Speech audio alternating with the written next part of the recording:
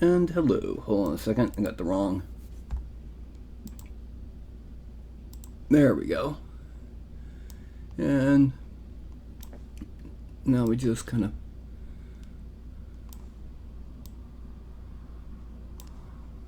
make this a bit. No, not that. Don't do that. There we go. Trying to make this fit. There.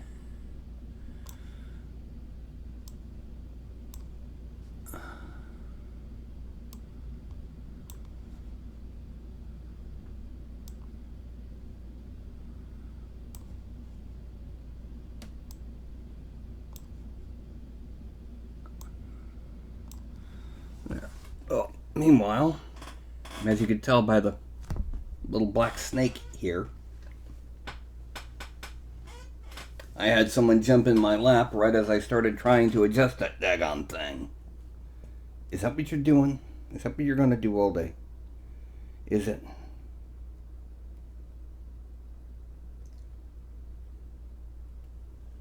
Yeah, it is. Alright, come on. I gotta put you down. Alright. Bleh. Now, it's time to make a couple other another Cyber Psycho. Now, this is the last Cyber Psycho. I'm not done with Cyberpunk. I've got a lot to go. This Cyber Psycho is going to not just be a full conversion Borg, he's going to have the full cyber head. Nothing but a brain in there, the spine, and he eats baby food, and stuff like that.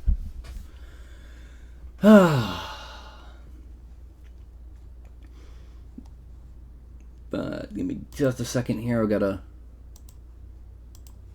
check up on a couple things. And I have to go in and make the rounds in the Discords and say, yes, I'm here, I'm doing it, and let's rock. But remember stream promotion. No. That's not one. That's not one. Here we go.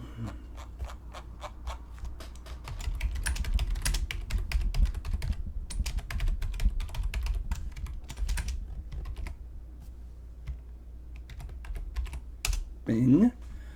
Does this one have a self-promo channel? No. No. Kaboom. I'm going through and trying to find these like that have places for, you know, viewers to show themselves off, because I've got like nothing.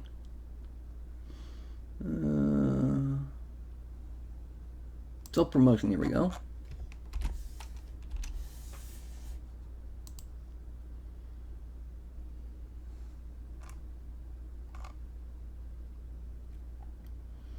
And let's try this. Just trying to make sure that as many people as possible know, hey, I'm going live. And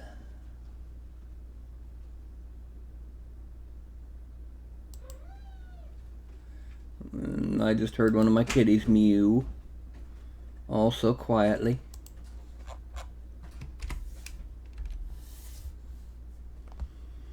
But of course,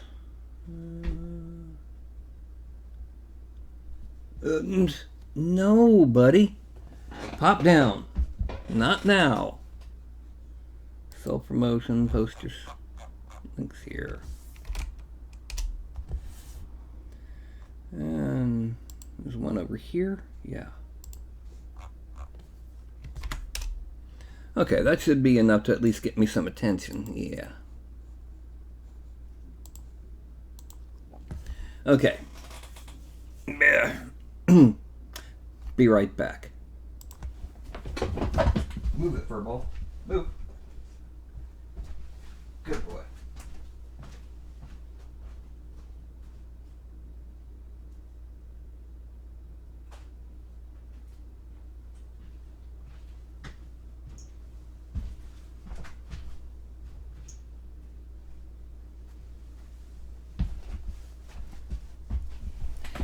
just in case you're wondering, I did that to get this, because I can look at the chat on here while I'm actually doing my sculpting, so I'm not having to change windows. I can just glance over every so often. Now, yes. What was that for?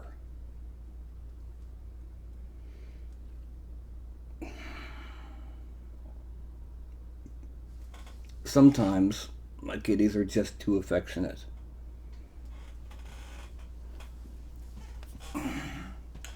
What are you wanting?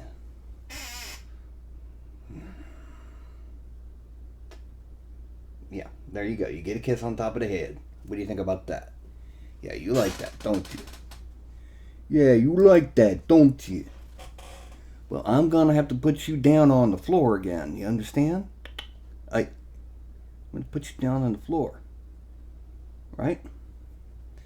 So down you go. This time, stay down. Go. Shoot.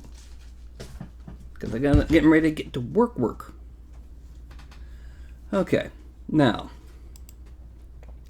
what we're going to do is we're going to start with the basics that I normally do. I'm going to be a little bit more in-depth this time on exactly how and what I do. So, this is Daz Studio. What I did was I made a basic human-shaped figure in 3D Studio Max and did some tweaking on it in ZBrush. And this is the topology, just to show you this is in fact my own geometry. Okay. And by rigging it the way I did in Daz Studio, it makes it super easy for me to do things like turn it into a gnome or an orc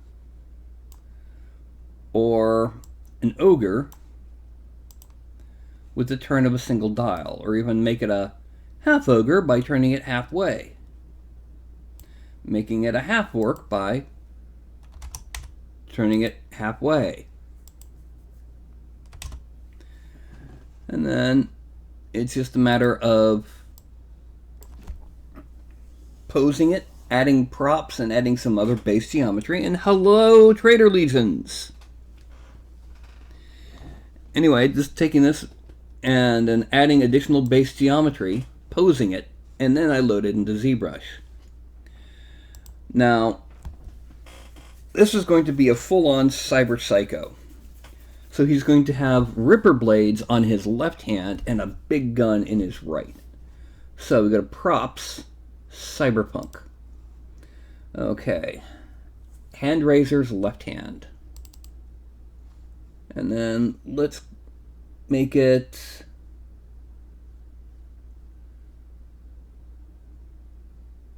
Let's make it an M16 type rifle in this hand.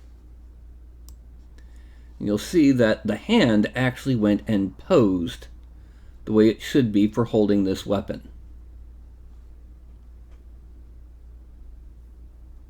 Now the thing is, I'm going to go to the back view because the rifle is kind of a little big for this purpose because we're going to be making him unusually large.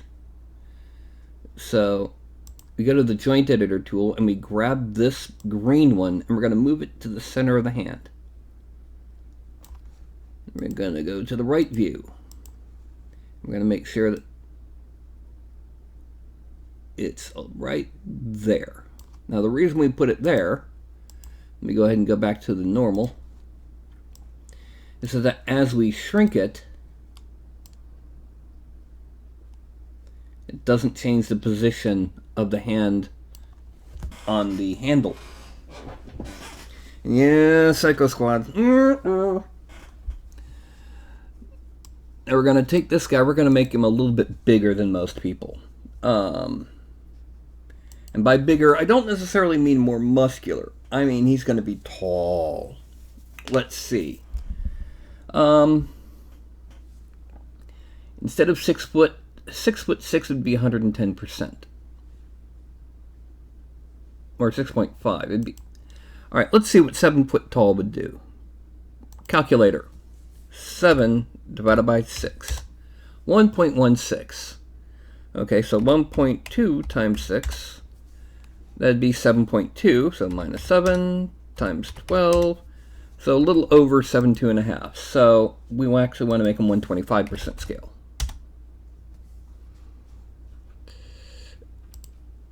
And, oh, I don't need that. Go away, you're in the way. Thank you. In the way of my controls. Now what we're going to do is we're going to hide both the razors and the assault rifle. And he's going to be relatively calm for a typical cyber psycho because as much larger as he is, he's not going to fit as easily on a standard base unless we do something like make him stand a bit more normally. So what we're going to do, we're going to go to the front view, actually. And we're going to rotate the hips. Just a little bit that way and a little bit forward. Just a little bit. No, what? Oh, I know why, because I was trying to, just a little bit cocked hip. Let's cock them back a little bit. And a little bit over to the side. You never want your hips and your shoulders to be parallel to the ground. I'll pull that back to there. Pivot around. Pull this one a little bit further back simply because, yeah. Oh, no, wrong way. This one needs to be further forward. As close to straight up and down as we can. This one is a little bit further back because this is the one that's out to the side. No, no, no. Because we're going to be moving them. This one is going to come out to the side. This one's going to come down.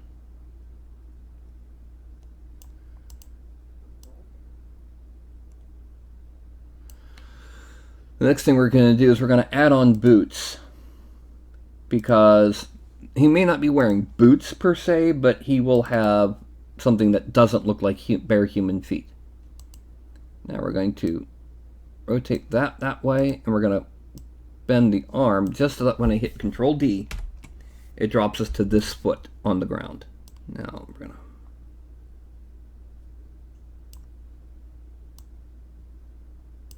now I hit Control D again, and that foot's flat on the ground. So we can now go back to perspective view and work on tweaking this leg. I'm going to bring it a little bit forward. And yes, now we tweak this foot down and rotate it at the ankle that way. But let's pull it back a little bit. Now we're going to lock the hip by pinning it in rotation and translation. We're going to go to this tool so that when I grab the ankle, I can just move it. Flat. There we go. And now we're going to flatten that on the ground. There we go. So, we're going to unpin all. Go back to perspective view. We're going to rotate the hip. Not the hip, the abdomen, side to side a bit. And we're going to twist it. Like he's getting ready to head off towards that direction. Which is why his weight's forward and on that foot. The chest is going to twist a little bit too. It's going to bend forward. And not as much side. We're going to undo some of that side to side. Not all of it, but some of it. Like I said, you don't want your chest or your hips, the line across the shoulders or the line across the hips, to be parallel to either the ground or each other, because it ends up giving it a more uncomfortable, unnatural pose. Now, this we're going to make a fist. The way we're going to do that is we're going to start off the left hand corrective pose, which gives us a base to work from.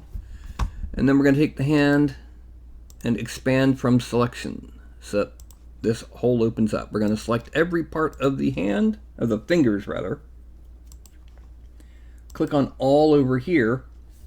And we're going to bend them even more.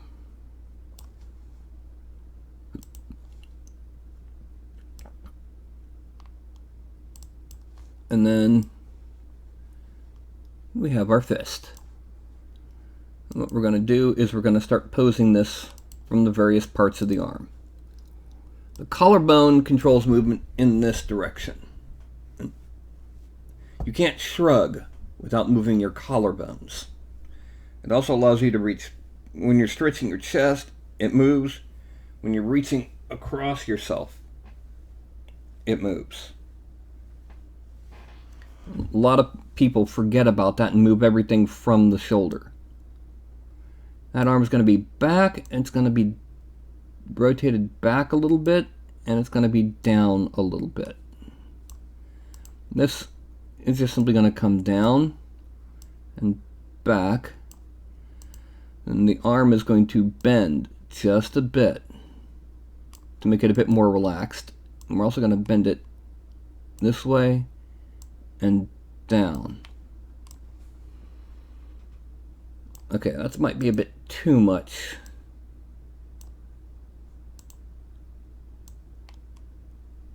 There we go.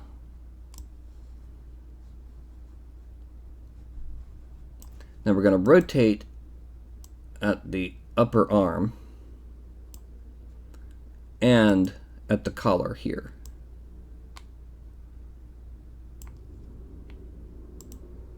Most of it in the upper arm. Make the assault rifle visible. We're actually going to shrink it a little bit more.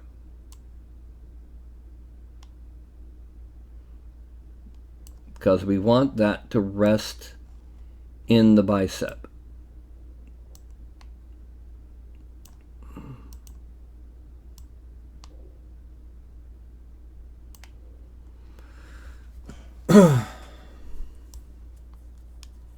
Okay, now, because he's so big, he's going to need to bend his trigger finger a little bit more.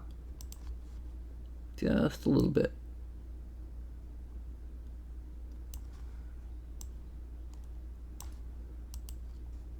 And now we're going to move it up in the hand a little bit more.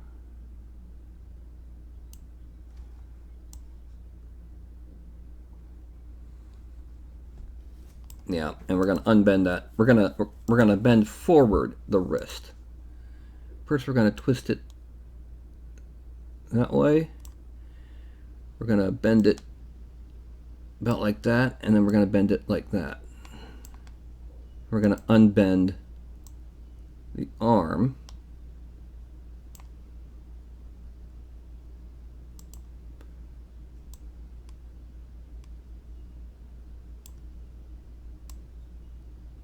Raise the hand. And then just to make things visible, now we're going to rotate the head and neck. The reason being is because when you move your head, when you move it side to side or forward back, you can move it independently of the rest of the neck by moving it at the base of the neck. You can move the whole neck separately.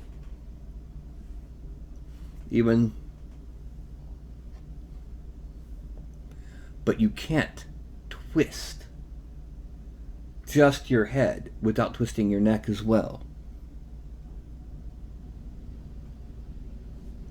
So, got both the head and neck selected. We're going to turn to face that way, like he just heard something. And we're going to cock the head just a little bit more. Now, an expression really isn't needed for what we're about to do to him, but we're still going to go ahead and close the mouth.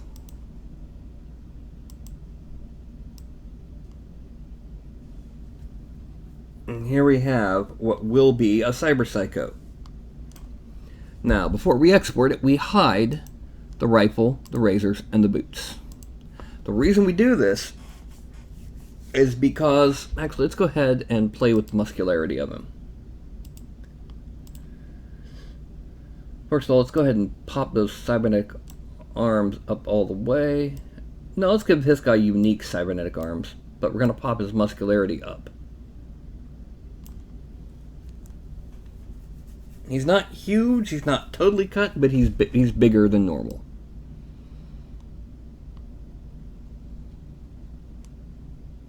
Okay. Now, the reason I hid everything before I go to export is because Daz Studio exports everything currently visible. So, File, Export. This is going to 018 BOD. I'm going to hide him, make his rifle, razor, and razors visible. File, Export, 018 guns, accept, even though razors aren't a gun. Hide them. Make the male boot base. File, Export, 018 boots. Accept.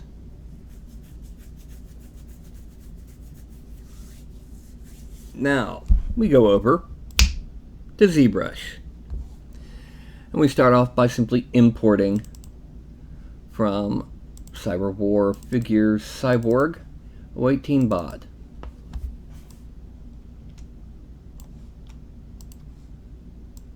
And here we have the body. Go to Subtool, Append Polymesh 3D. Oh, I could have used Insert Polymesh 3D. 018 boots. Insert Polymesh 3D. Import 018 guns. Now what we're going to do is we're going to go back to the body and we're going to hide the boots and the guns. And we're going to do some tweaking to the body before we get everything started. And part of that tweaking will involve the tablet. But before we do, get some sody pop.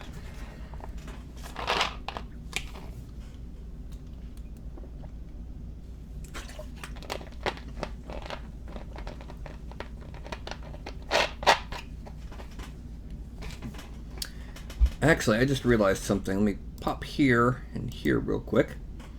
I got to change my stream a little bit, or at least what it's labeled as. Category, art.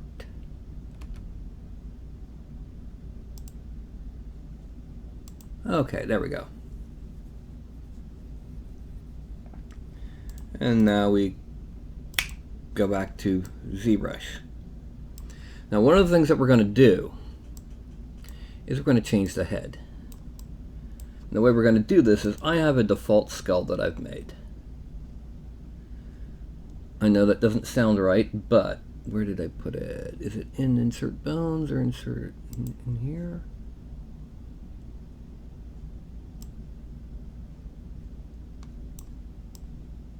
Okay. Now I'm going to draw it and get a phone call. Hold on just a second.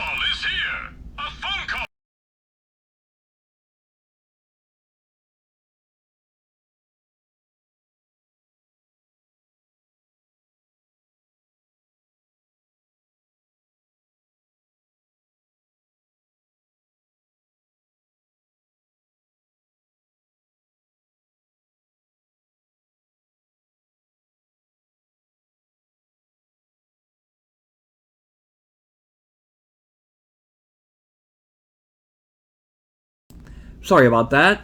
That was my mother. Yeah. Nah. Back to ZBrush.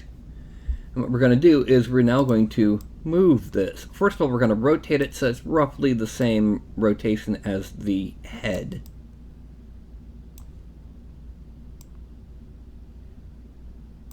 We're then going to move it back to there.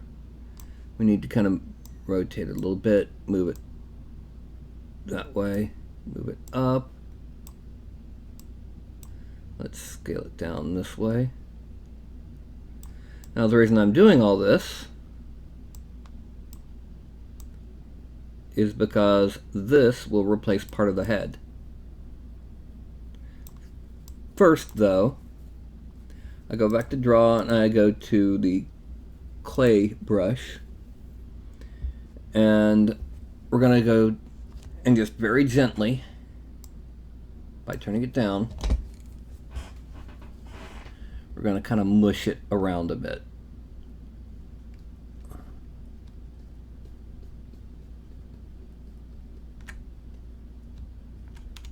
And then smooth that out.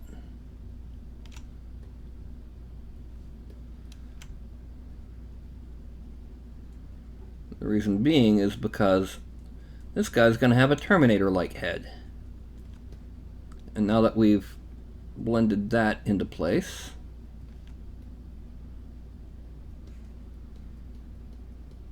we're going to go to the actual, we're going to go ahead and hit U to make that a new shape. Here, we're going to kind of smooth out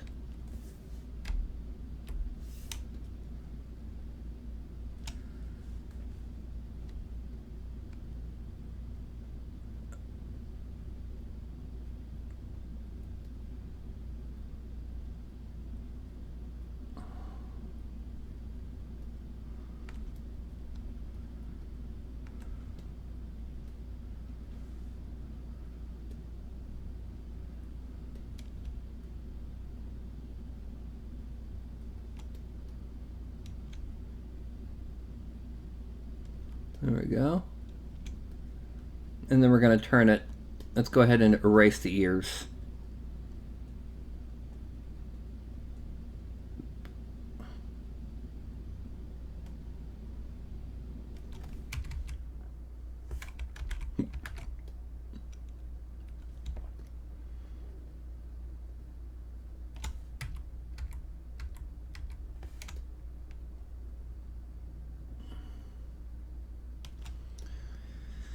Okay.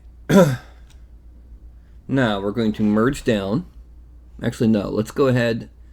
First, let's increase the geometry for this to, yeah, about 2.2 million. Delete lower. Now the skull, we're going to increase that geometry to at least a couple 100,000. One more, yeah. And now we're going to merge down. Actually, no. Before we merge down, let's smooth out a couple other areas that will need it. There.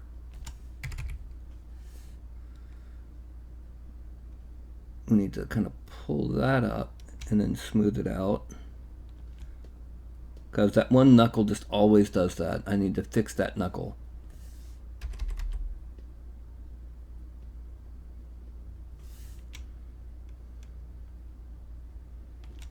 And here. Oh, and I need to switch to the inflate tool, because what I need to do is I need to inflate the buttocks so that they merge together, because we want this to be a cyborg meant for battle, not a cyborg meant for other things. Okay. Then we're going to merge down. And we're going to go and we're going to Dynamesh at 1280. Once that turns orange, there we go. Now, we're gonna smooth the daylights out of this butt. Because again, we want this to be combat cyborg, not midnight cyborg.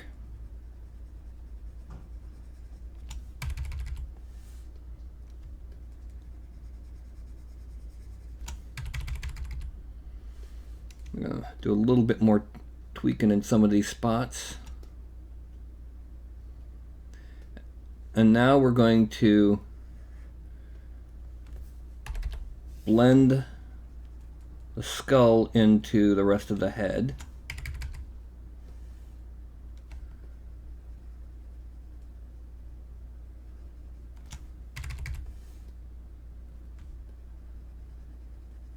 And we're going to smooth over where the ears were one more time.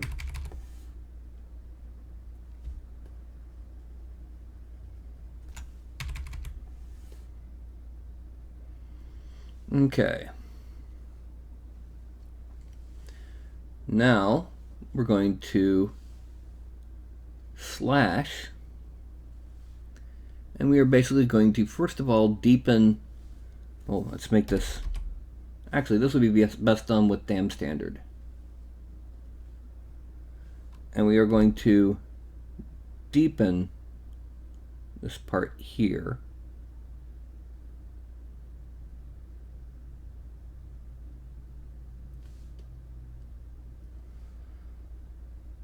The reason being is this is the upper jaw, and we're going to divide underneath the teeth a bit better. And above the teeth a bit better too.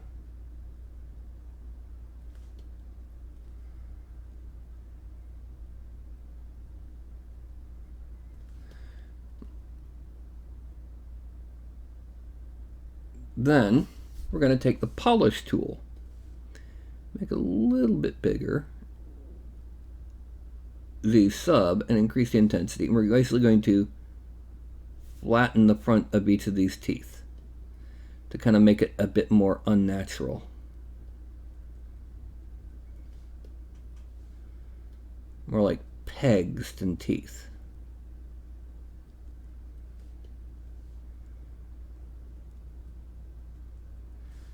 Okay, now we're going back to slash, no, back to Daz Standard, sorry, and we're going to draw on teeth from this side of the mouth.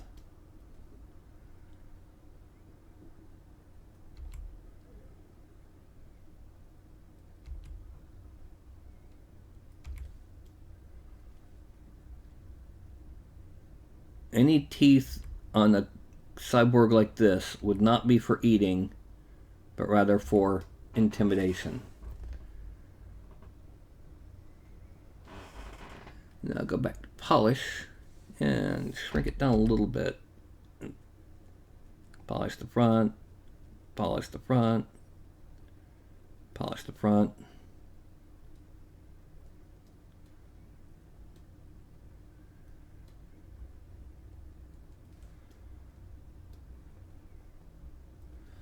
Okay, now we're going back to Daz Standard. We're going to make it a little bit bigger, and we're going to reinforce the separation between the teeth size. We really want this to print out well, because if it doesn't, it loses the entire definition of the mouth.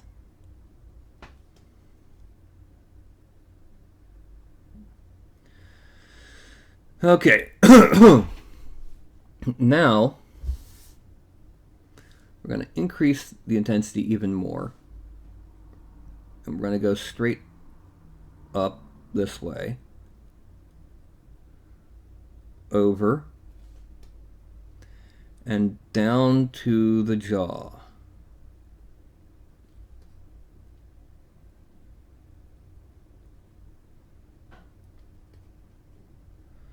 And the same thing on this side.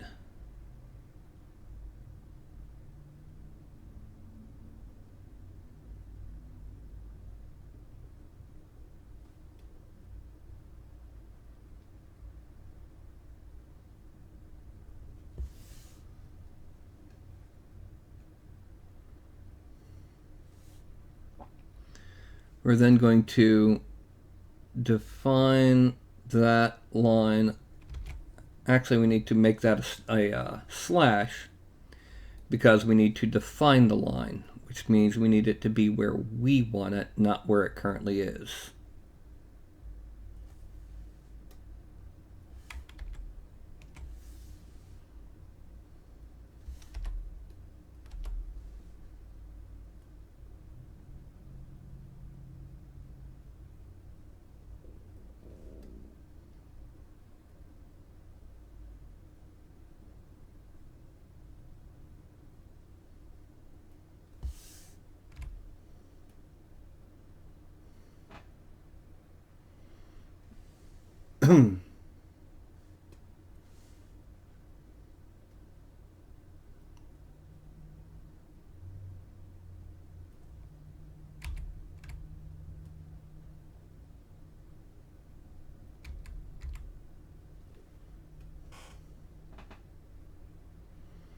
Then we're going to give a line at the base of the skull. Actually, let's make it a little bit bigger, a little bit more intense.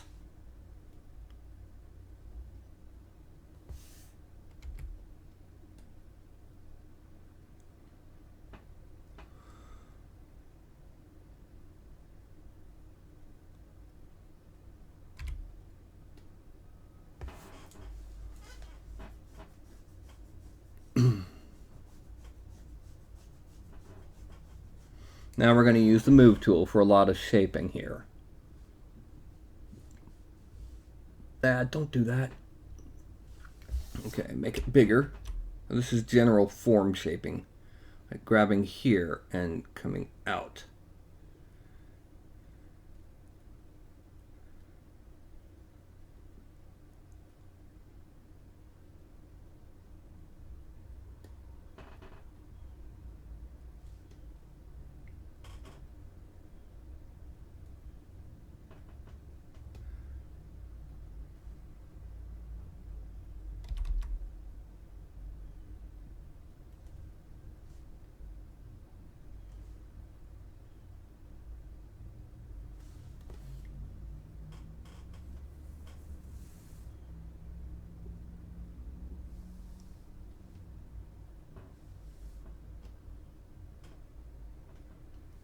We're going to make tubing and things like that here in just a little bit, but a lot of it won't be really visible at the level of detail most of our figures are sculpted in.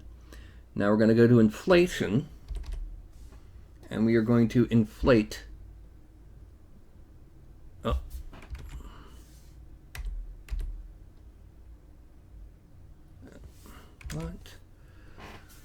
smooth there, and smooth there.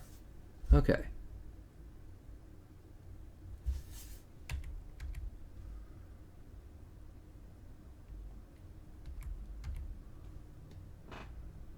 We have little dots for where his eyes are. Now we're going to go back to Dam Standard, and we're going to draw on armor plates. Okay.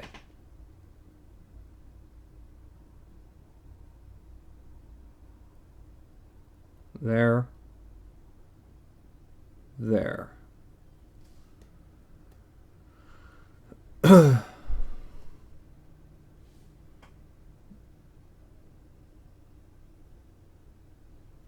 Actually, we need to increase the lazy mouse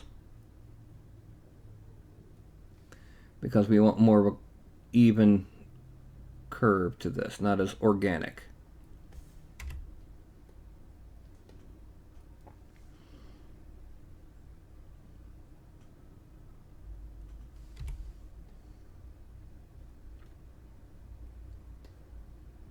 And then one down the center.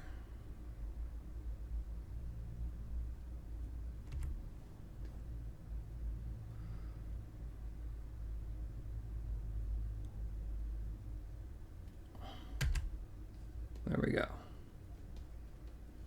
Frame out. Yeah, it's a bit more techno skull now.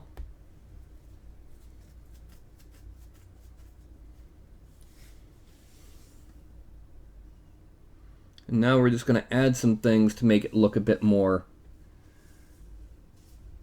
techno-y. Let's see, what do we got? Industrial parts. Piston.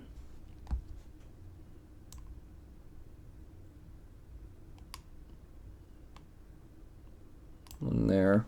We're going to move it and see if we can find something that's in an interesting position. If we can, great. If we can't, oh well.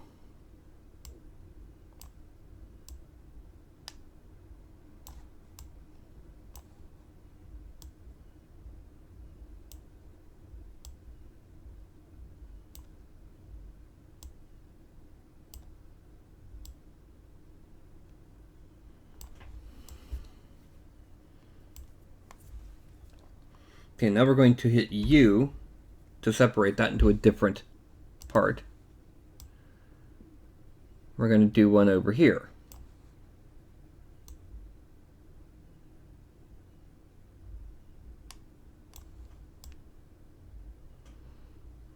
Okay, this one needs to be a bit bigger. So, and we're going to rotate it like that.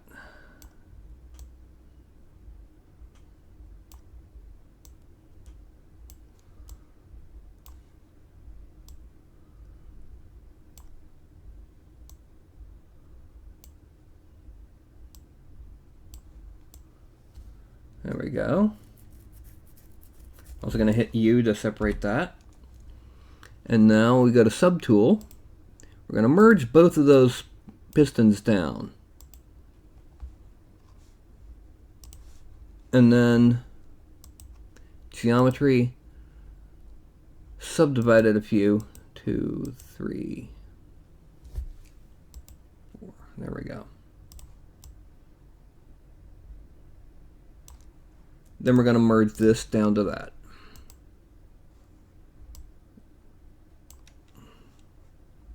Frame out.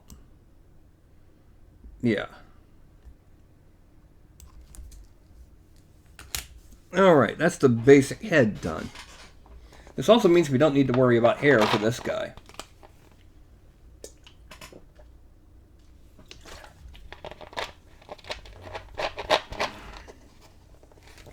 Next up, we're duplicating this. Because what we're going to do with this body, this is where we're going to get all of our armor plates from. So the first thing we're going to do is dynamesh it at 256. Okay, then we're going to subdivide it a couple times, or one time. And then we're going to dynamesh it again. Smooth out that area there, because we don't need to worry about it. And then, it's 51,000 points. We need it at much less than half that, because we need to get rid of a lot of the detailing. These need to be smooth plates.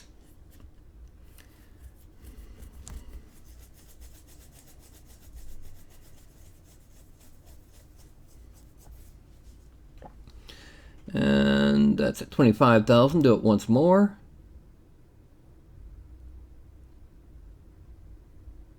$12,000. Okay, we need to turn off adaptation. Do it one more time. Should get us to 6,000. There we go. Now we're going to subdivide it a few times. And we see how much smoother it is. It's lost a lot of the muscle definition.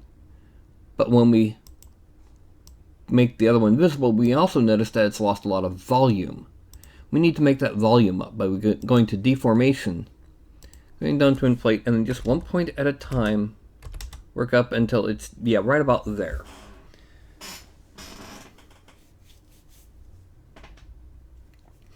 Now, that was just to get that in place. Now we need to make the boots part of the figure. Since we're not going to be putting armor on the boots for this, it's not a big deal. The feet armor can be made from this. So, the boots themselves, as you can see, are much lower resolution than the body now, so we're going to subdivide it until it's nice and smooth. Bleed lower. Then we're going to take the regular body, and you can see that there's some spots, like right there, where it starts to overlap. There's also some spots like right here at the ankle, or right below the heel, rather.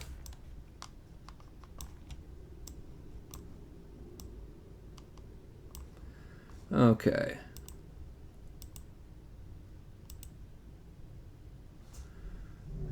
Frame out, turn off transparency, and merge down. And then click draw. Whoop. There we go. Dynamesh.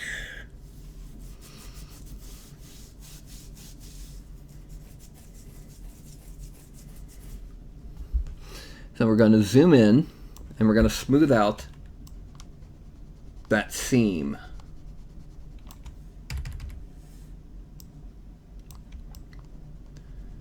Okay, now one thing about this guy is, while we are going to give the underbody full detailing, we also need to give the armor plate some pretty heavy detailing, because he is going to be like one of the heaviest cyber psycho. This is a military cyber psycho.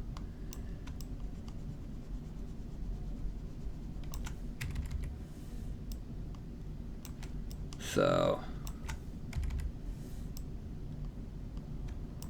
frame, and now we're going to open up Dam Standard again. We're going to make it bigger and a little bit deeper. So what we're going to do is we're going to cut around the basic muscle groups. So we're going to come around this way, and this way, down the muscle there, and here. Now the reason we're doing the full study of the muscle groups is because we don't know where the armor plates are going to end up being until we actually sculpt them.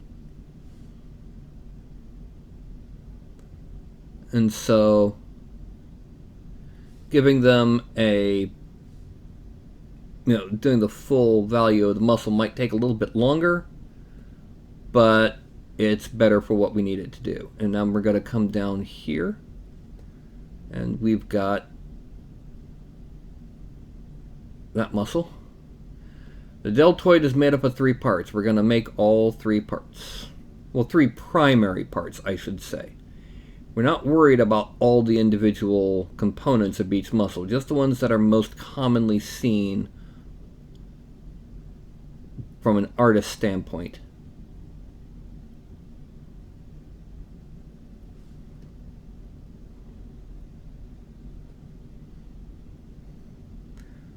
For example, the bicep might actually remain a monomuscle. And by that I mean only one section of artificial muscle. Come up to there. And here. I have some personal terms that I use that nobody else uses, so ignore me if I say something that confuses you, or ask.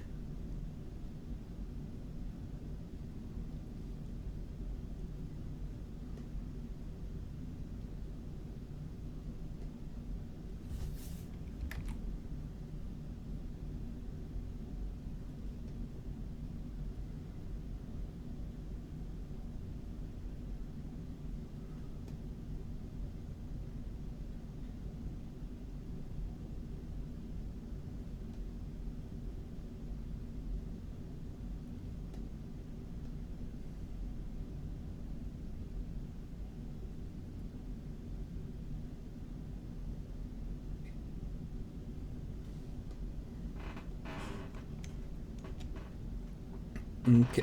Okay, and then we're gonna cut over this way.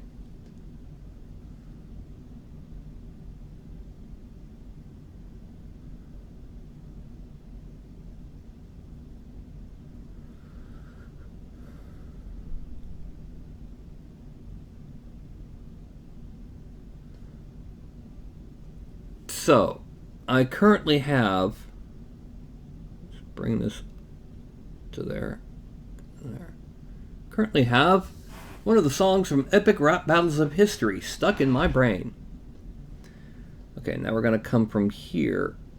We're going to follow the rib cage, but then we're going to come down and have a separation, unlike the real rib cage, because these aren't ribs. These are the serratus muscles.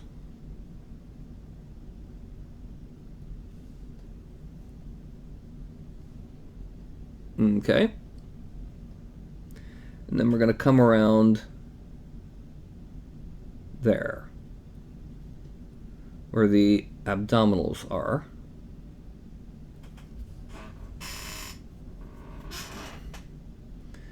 And then we're going to line down there and back up this way. We'll deal with the other side of those muscles in a second.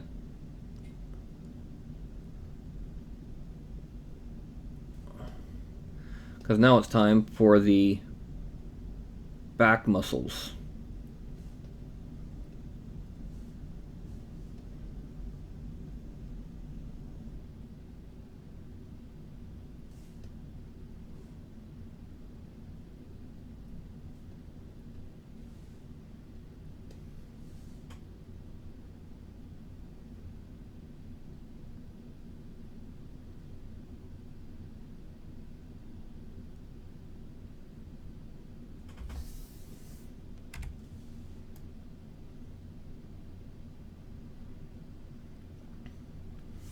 Okay, bring that around like that.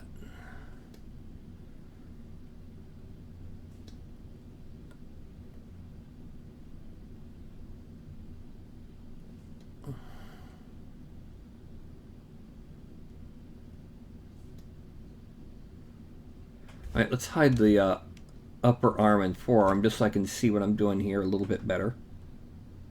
Yes, you can do that.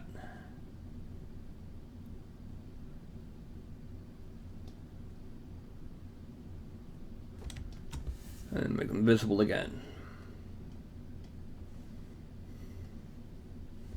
And then we're going to bring this down like that. Now we got to do the same thing to the arms and then to the legs. The arms, it's pretty easy.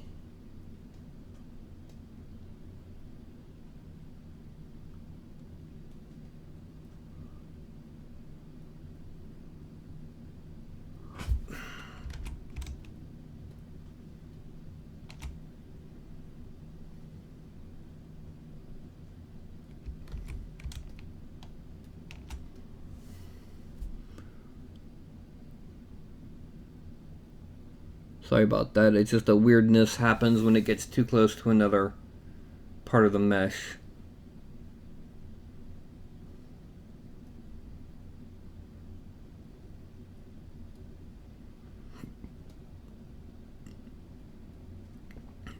Okay.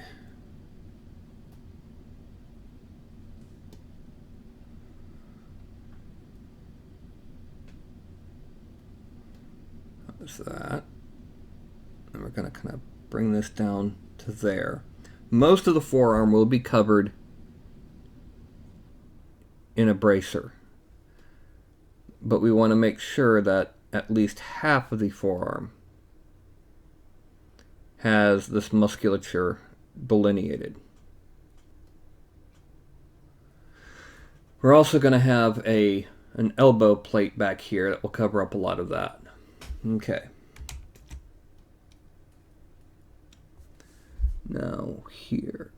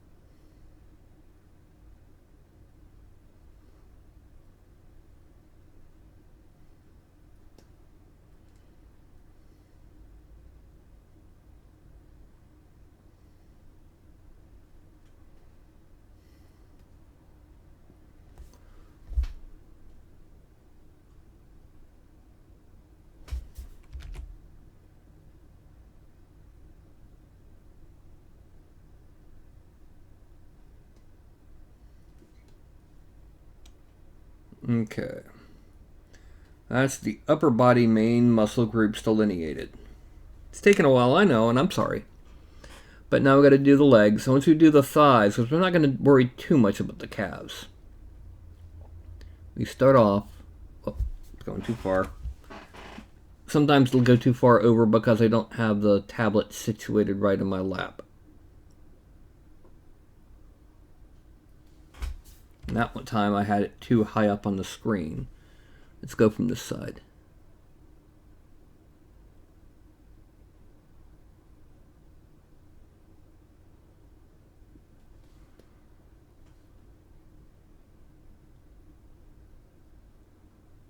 I should note that this anatomy is not realistic anatomy. This anatomy is comic book anatomy.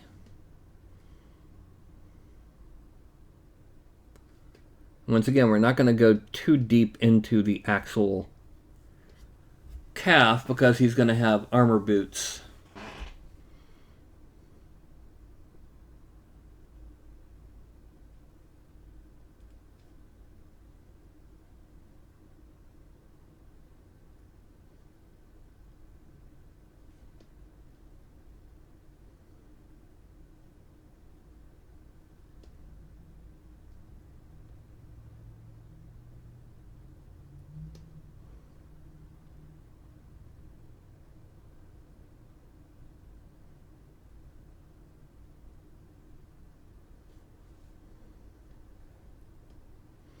By not having these delineated until after we pose it allows us to deal with adding bulges and other neuromuscular detailing.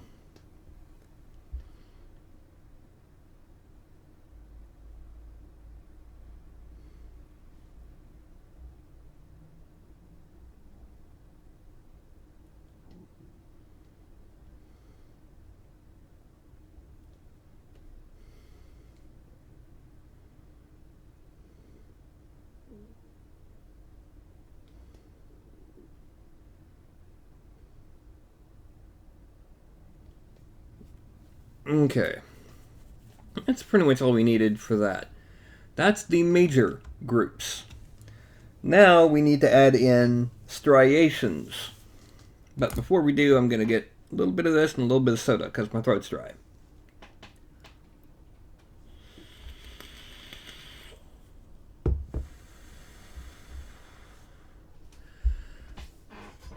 Yeah.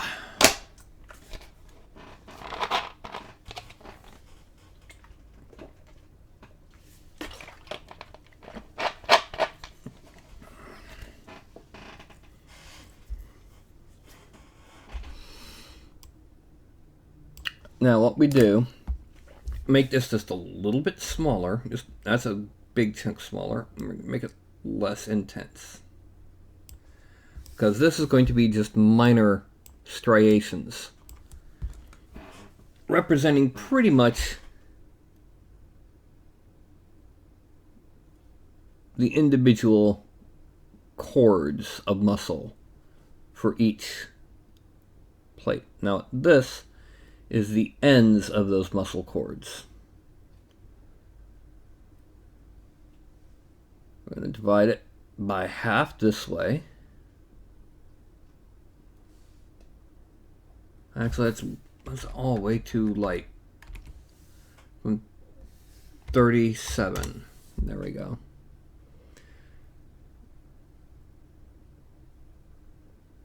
By making it smaller and not quite as deep,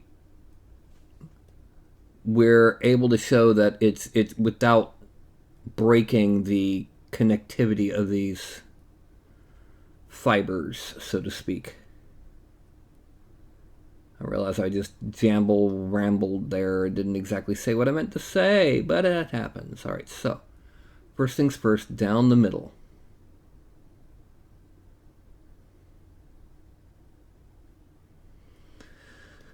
And one more, cutting this one in half. There's either going to be 3 or 4 of these larger or smaller substriations on any given muscle. or 2, 3, or 4. 4 being only for the absolute largest. And a lot of them maybe not even having 1. Because all this is for is giving the sensation that it's like the crisis suit from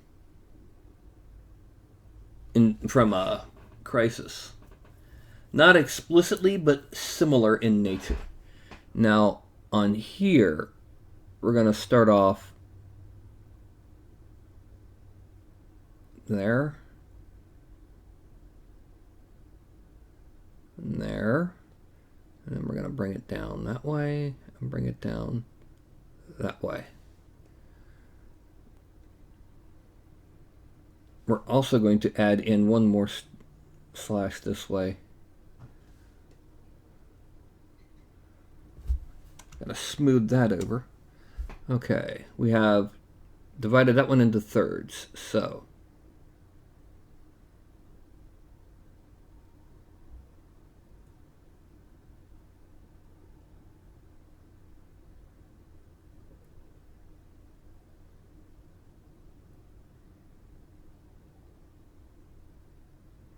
alright, there's that.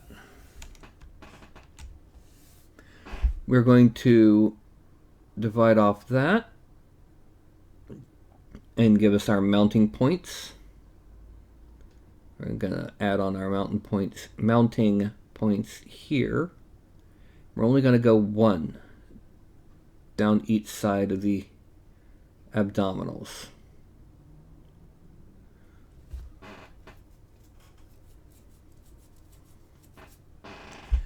We're also only going to go 1 down each side of each lobe of the deltoids.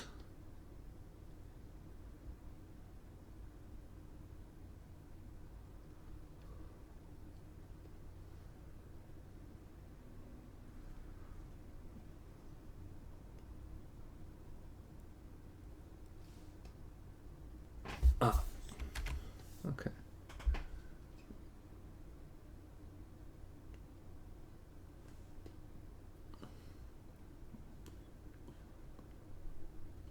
We're not going to put the mounting points on each one simply because they either might not be visible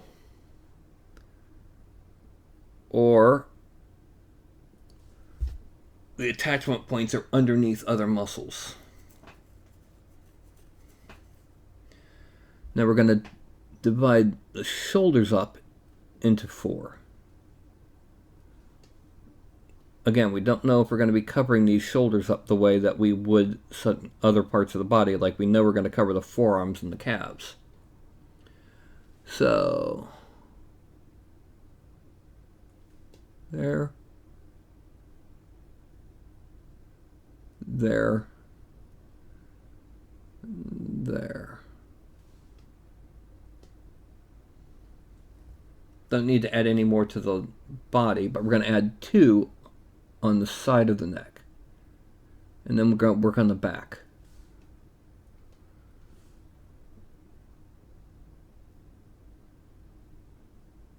Okay. Now here, we're going to add on our mounting points, because a lot of this might end up exposed. We're going to just loop that around there.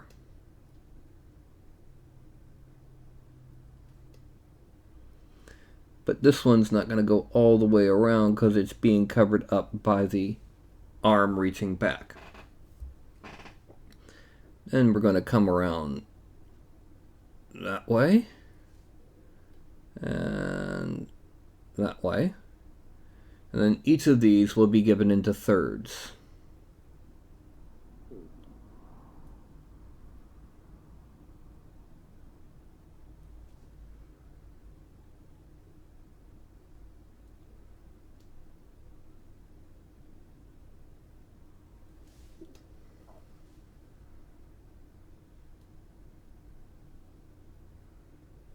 And once again, we don't know how much of this will end up being covered up by armor.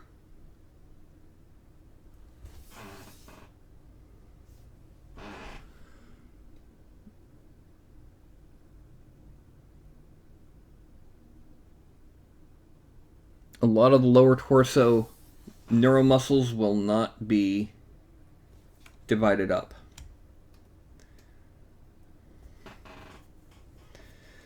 Definitely got a lot of cyborg look going for him currently.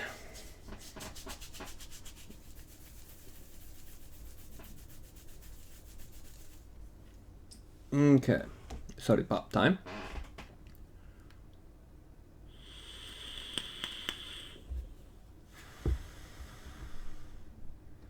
Now, legs.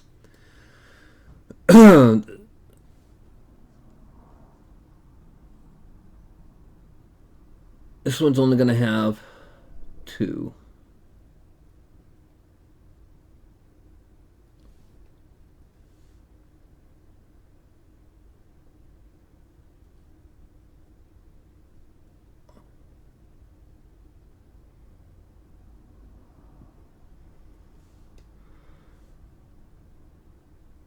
This one is going to have 3 strands, but only 1 plant. Actually, let me delete both of those. And once again, increase the length of the lazy radius. I need this a lot more even because it's a much longer line to draw.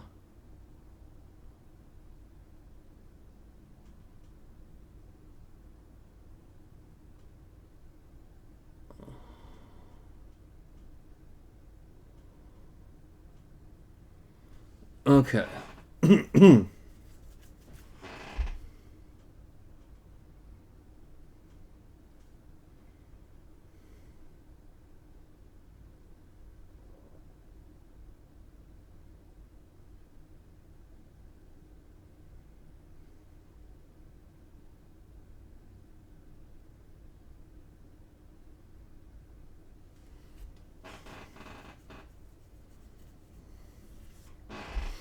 Now this one, we're just going to mark it off here and up here. And then we're going to draw 1 down the middle, like that. Then we're going to start off here and subdivide it like that. And do the same thing on this side, but the subdivided section fades instead of cuts off.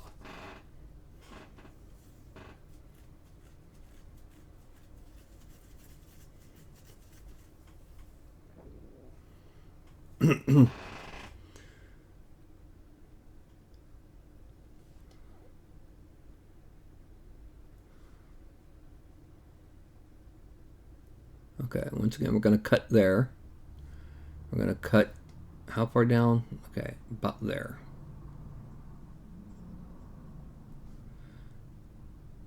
A full divide halfway, and as close to in the middle of this whole thing as I can. And then end there.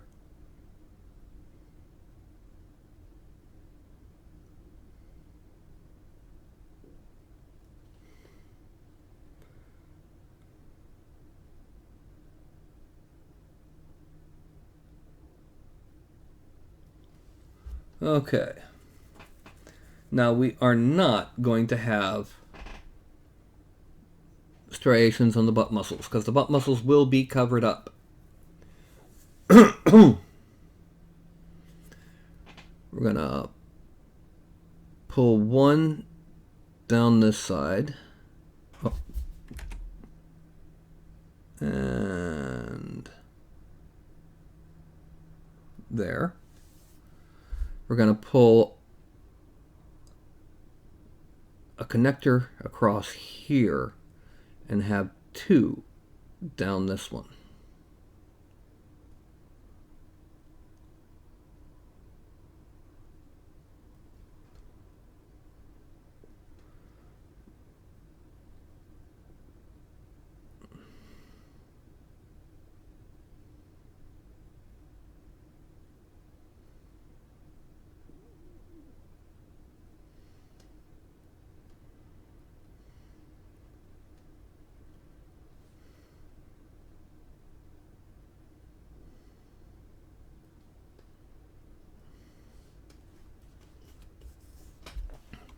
Okay, frame it out.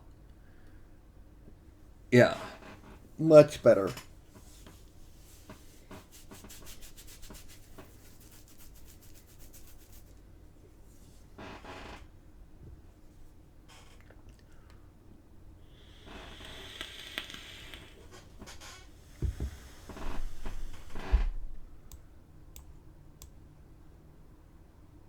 then it's time for the arms. So we're gonna pull one across on the bicep and one right here. Gonna come across here.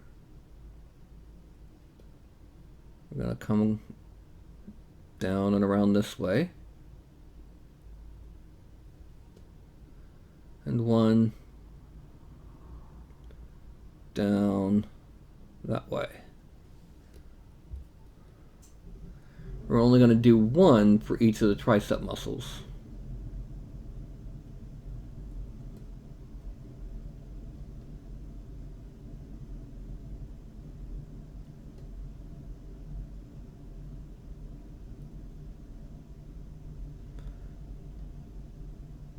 And for each of the forearm muscles.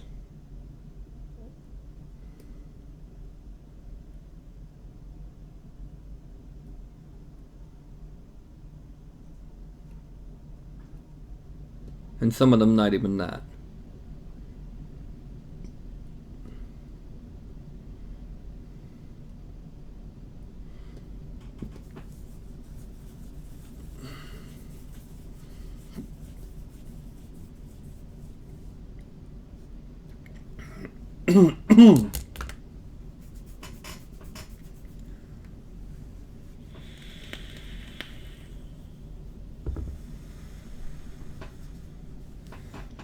After I do the armor, I'm going to come back in and detail the hands to be cybernetic looking.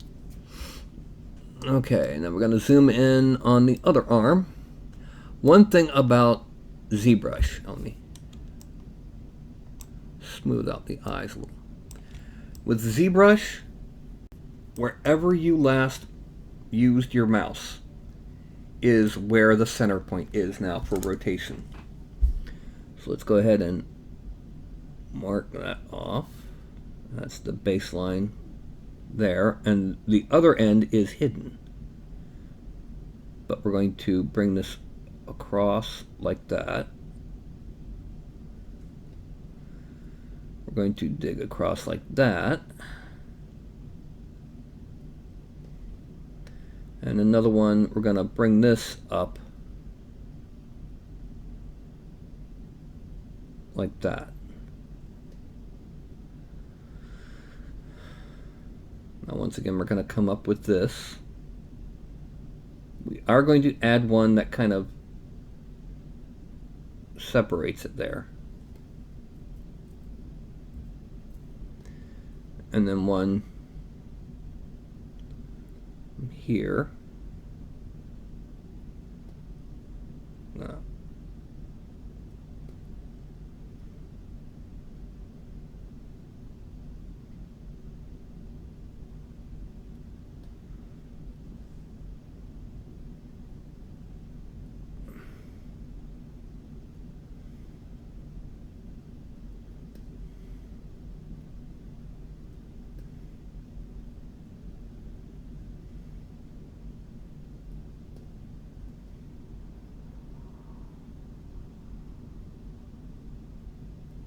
Okay. Now when we zoom out, that's our well, let's give it one down the waist sides. It's gonna block that off and bring it around this way. Block that off. Kind of bring it up and around to meet it. We're going to do the same thing over here.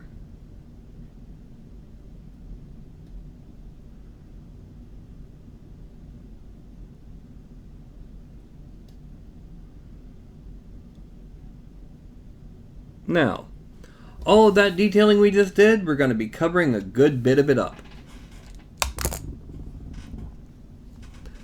So we're going to switch subtools. We're going to make it transparent.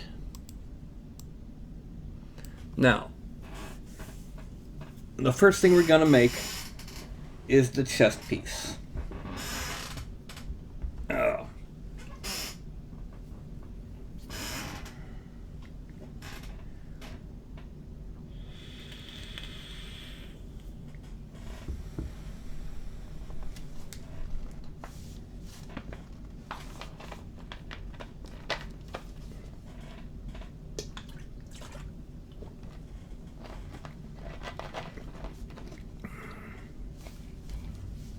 Uh-oh, pop that out.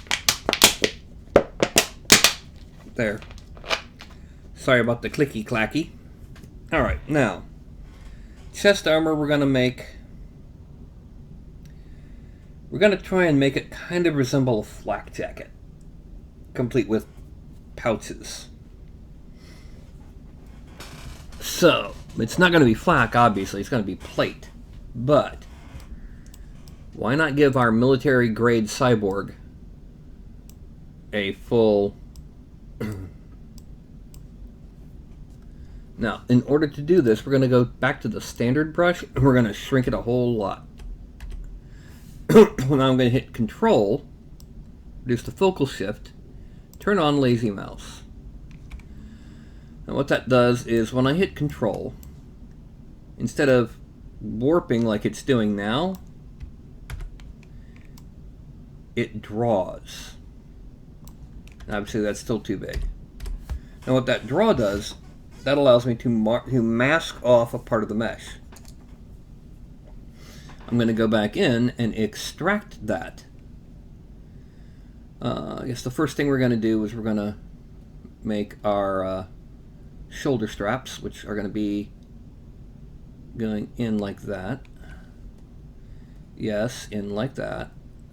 Because what we're doing, we're going to extract multiple segments and merge them together.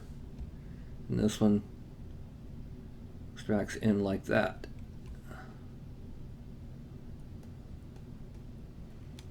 Okay, we turn off invisible. And we're going to extract them at 0.02. Too thick. 0.015. Except we draw to turn off the shading, and we can see that's comes over pretty good. Now we draw that to turn off the shading. We're going to draw the actual chest piece and then the back piece. Okay, so let's turn on transparency. We're going to do this the hard way, or the old-fashioned way. We're actually going to draw the plates.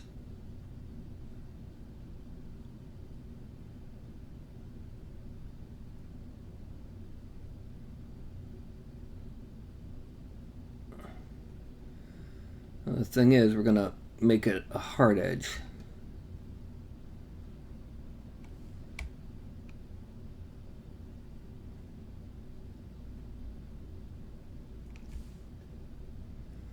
And this is going to come down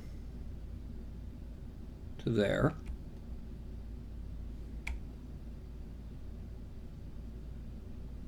Bring it over. And we're going to kind of trace the outline a little bit just to give it some depth. And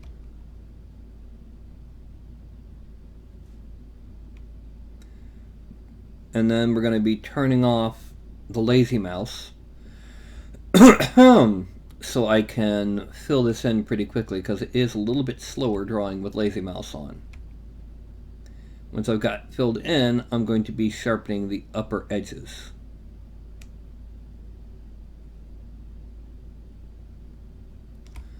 Okay.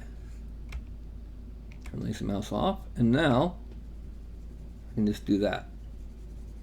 It's like filling it in when you're doing your coloring book.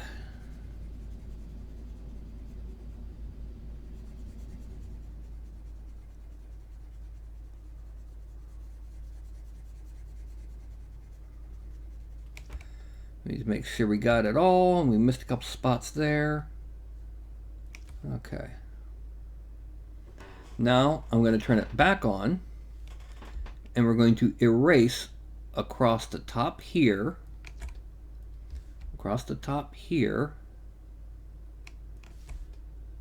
and across the bottom here to give it a nice sharp corner to every part. This we're going to turn off transparency, and this we're going to extract at 0.025.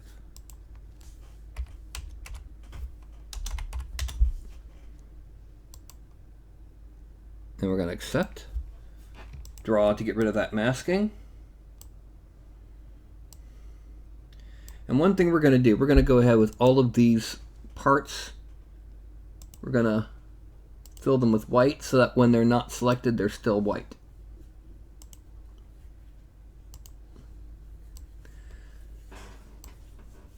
Now, it looks okay now, but what we got to do is we got to first of all make this a lot more inorganic looking. So we're going to start with the move tool. We're going to turn on transparency so we're only selecting it. We're going to grab this section here, pull it forward. Okay. Then we're going to get the clay buildup tool, switching to a round alpha. We're going to shrink this a little, and we're going to start building up in here.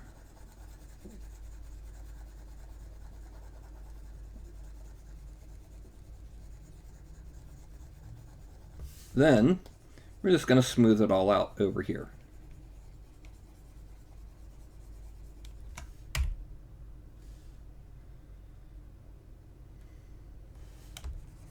I'm going to do a little bit more smoothing around the edges of that little area. And then this one little bit more here. Now, what we need to do is that torso armor needs to be made a lot more dynamic. So what we're going to do is we're going to, well, first of all, we need to go ahead, go back to the move brush, and move this out. And then polish. Then we go to geometry. And we are going to Z-remesh it a few times. The more we Z-remesh it, the less the curve is going to be curved, and the more it's going to be an even, smooth curve, and not as dynamic. But we need to keep those edges, so we need to make sure we have adapt kept on. This is going to take us from 92,000 triangles to how much? 55.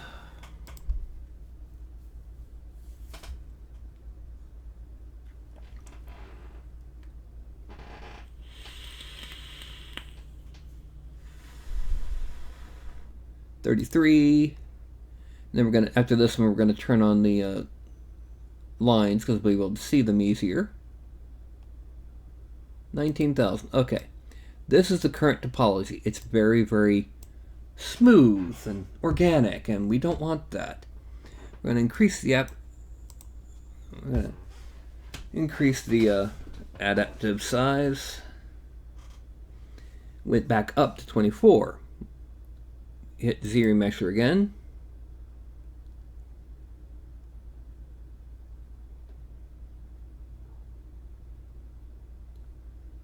$21.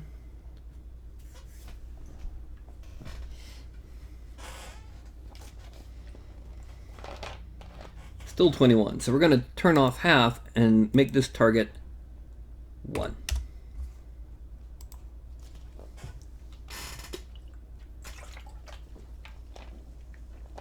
That's about where we wanted it. Now, with the move still chosen, we're going to put this in the center, make it bigger until it's about there. We're going to move the mouse, or let's move it up. And we're actually going to grab and pull it out. Then we're going to grab and pull it down. Actually, let's grab from here. Okay, now shrink the mouse a little bit. Not a lot, but a little bit. And we're going to smooth out ever so slightly there and there.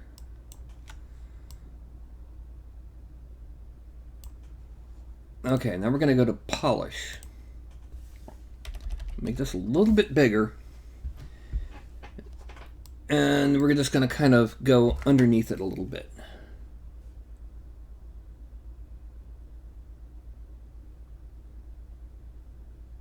Actually, we need to turn off lines so we can see exactly how well it's going. Make that intensity a bit more.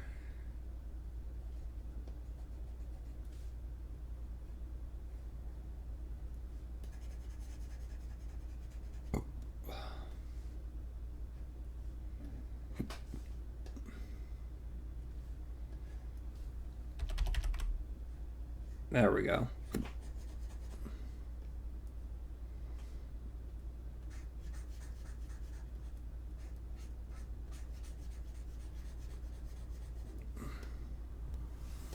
Okay, now I'm just going to smooth out the sides of this centerpiece. And then we're going back to Dam Standard. We're going to subdivide this several times. And before we do anything else with Dam Standard, we're going to auto masking and turn on backface mask. What that means is anything that is facing away will not be affected by what we are about to do. And we're going to make this really big. I'm going to turn lazy mouse off, the intensity down a lot.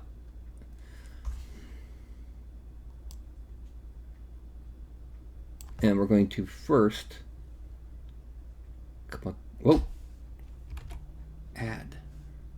I'm going to come across there, there, and then we're going to come down there. A little bit of smoothing.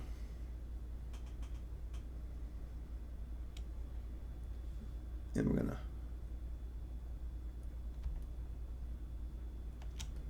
that down. Okay, that was. We need to move that down a bit more. That's still too much. Too much out from here.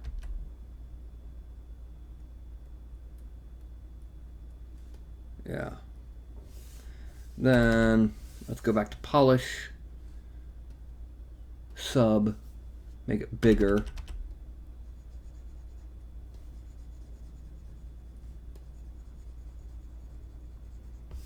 And then smooth out that area. Now we go back to Dam Standard. And we start from the center and we come down. And then come down this way. Whoop.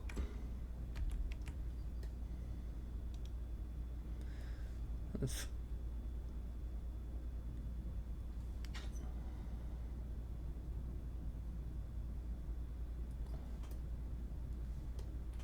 too much. Too intense, that's what the problem is. Okay, we need to bring this as much straight as possible. Then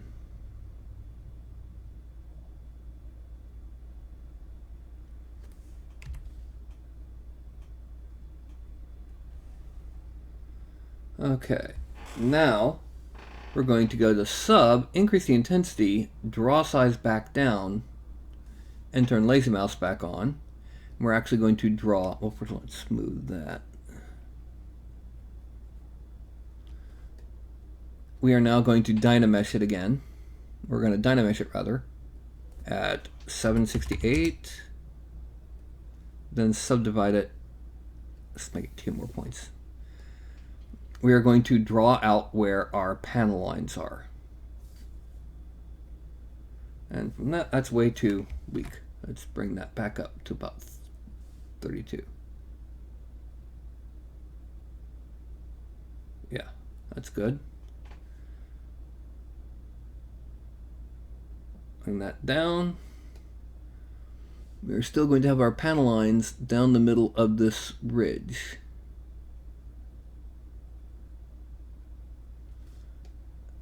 And down that ridge. Then over here and deep into there. And over here, deep into there.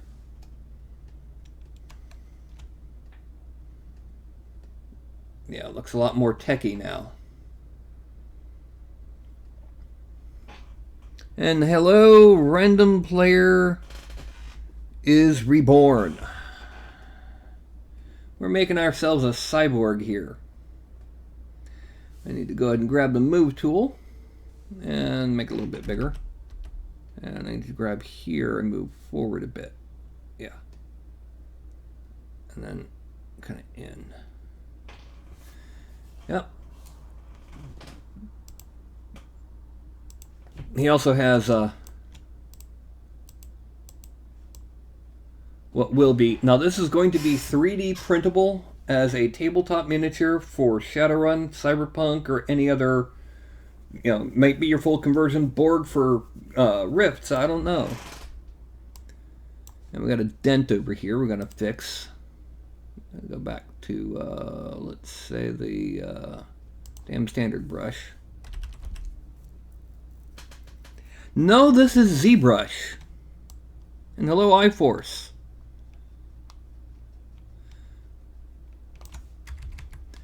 And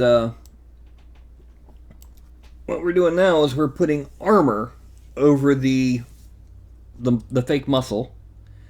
Now, like I said, this is going to be 3D printed. This is how small it's going to be. That's assuming that you're looking at it on a typical monitor screen. Well, let me see. No, he's going to be about that big. So as you can see, a lot of the details still carry through. It's just, it'll be very tiny. Yeah, Rifts. Hey, Trader Leads, and welcome back. Yeah, last time I played Rifts, people actually thought it was balanced. Oh wait, no, that's never. Alright, now I'm going to go ahead and throw on just a little bit of detail just to give us some guidelines. And to do that, we're going to switch to drag dot, and we're going to import an alpha. And the alphas we're going to import are going to be straight up tech stuff. Let's give him a couple. See what would be good. Now let's go with this one. Make this a bit bigger. Not a laser pointer. A laser printer. I'm using a resin printer, but it's a DLP printer. In other words, it uses a screen similar to what's on here as a mask for UV light. So, one of my cats just woke up and fell off the edge of the... So, for example, you end up with this nice clear results. As you can see, it's not a very large print volume. I had to print this in multiple parts. And I still have to go back in. I'm going to use some putty to gap fill, just like normal. Ugh. But yeah, I have two. I have an Anycubic Photon that I've been using consistently for about 1.5 years. And I have an Epax X1 that I just got a week ago. And that means I can fall behind on my painting twice as fast. Yeah, digital sculpting, depending on what program you have, can be very similar or very different from... No, No furball. Can be very similar or very different from sculpting by hand. Yes, I have done by hand sculpting in the past. However, it's been years. It's been over a decade and a half. Okay. Actually, no, we need to have this up here. So it's sort of like a mount. Okay. We're going to delete both of those, or undo both of those, increase the intensity quite a bit. And we're going to bring this up. No, bring it up like this. The trick here is getting the lined up just right. And then coming down from here just right. Now, in order for that detail to be a bit more oomphy, we're going to select those right there. I'm going to go back to a smaller brush and deflate them until they're out of the area of the detail. Okay. So like those marks there could be where this military cyborg is attached to a parachute for auto dropping. Yes, this is supposed to be a military cyborg. You know, all intimidation and power, and you know, less actual subtlety. Okay, now we're going to go back to our layer brush, but for this time we're going to add in a just a simple bolt type. I'm going to shrink it a lot, add, and that's too big. There we go. There, there, there, and there. Okay, now once again, when we zoom it out to see what we would see in a miniature, we can see that those do in fact show up as good detail. So that's about the size we're going to keep these bolts. Alright, now, so therefore it is now time for more armor plates. To make more armor plates, we start with this guy. We hit transparency. And I control draw to get rid of the masking that was there to make the... We're now going to make the back plate. I mean, you don't have a chest plate without a back plate.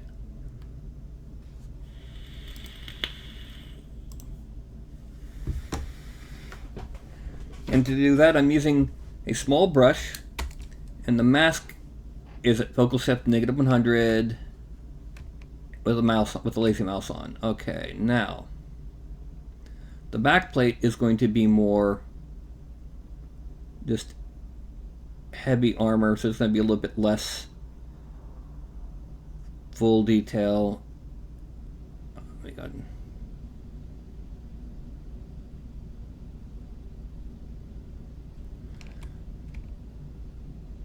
Okay.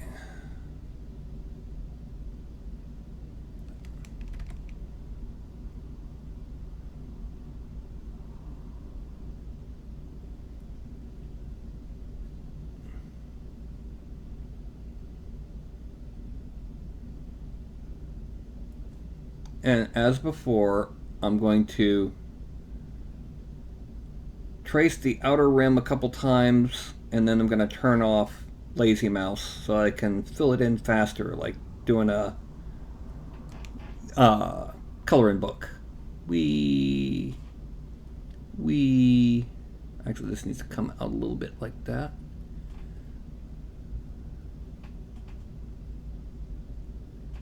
Now the reason why I'm tracing the outline first is just because it's easier that way. Then I can just go wee.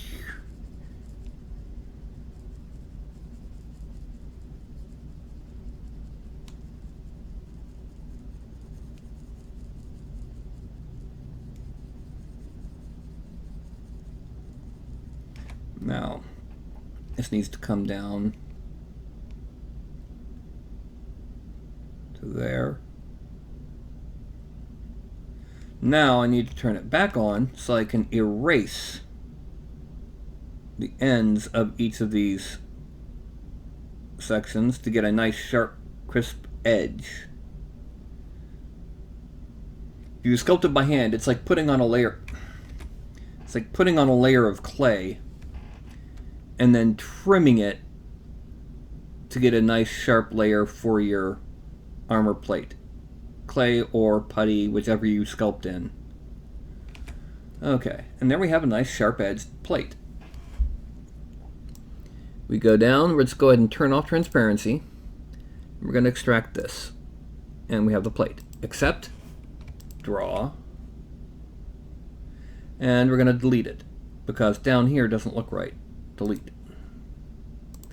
What we need to do is we need to get it slightly off center.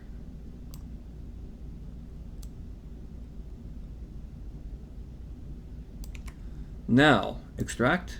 There. It's a more balanced bottom cut. We hit accept, draw, and we're going to go ahead and select the bodysuit and draw to get rid of the masking, and we're going to come back here. Now the question is what we're going to put on this back for detailing.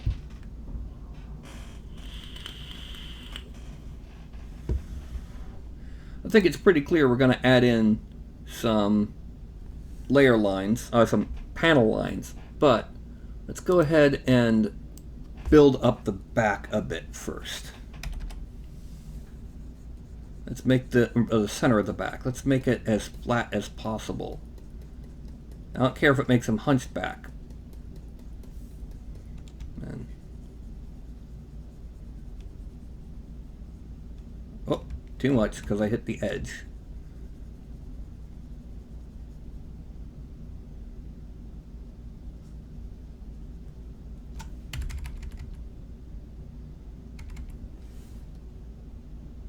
Let's move. Oh, no.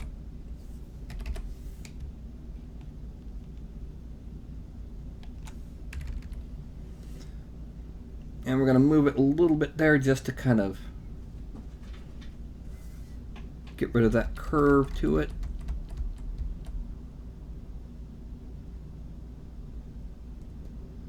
Okay.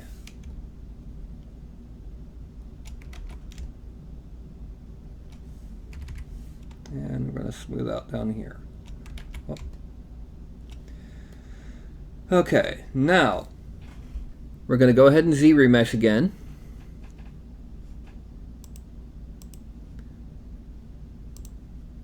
And let's just keep adaptive size 100, target size 5, ZBrush. That takes us from 69,000.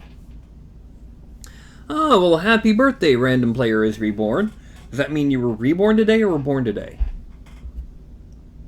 I'm going to call you Random. If you prefer to be called something else, let me know. But for right now, it's Random. Okay, let's drop that down to 1.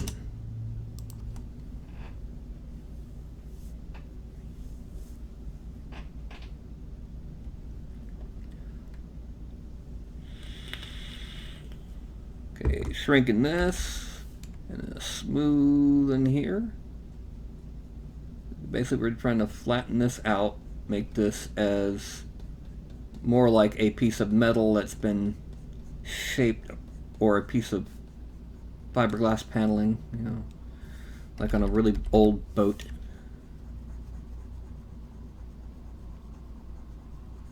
Hey, I got the finest fiberglass paneling on my boat. It looks like it's a 70s masterpiece. Okay, we're going to have to use the move tool again. We're going to go big though. grab the center and come out a bit. There we go. Now, we're going back to damn standard, going back to really big, going back to really weak. And we're going to just kind of draw. Actually, we need to subdivide it. And one more. And then we're going to Dynamesh it at 512. And subdivide it again. And now we're going to kind of draw from this corner. Oh, we need to make it add a little bit stronger. Down to there. And then up to that corner. And then down like that. We're now going back to sub, increase the intensity, and shrink that down to about there. And we're going to now trace again where we just went to make it a nice fine panel line.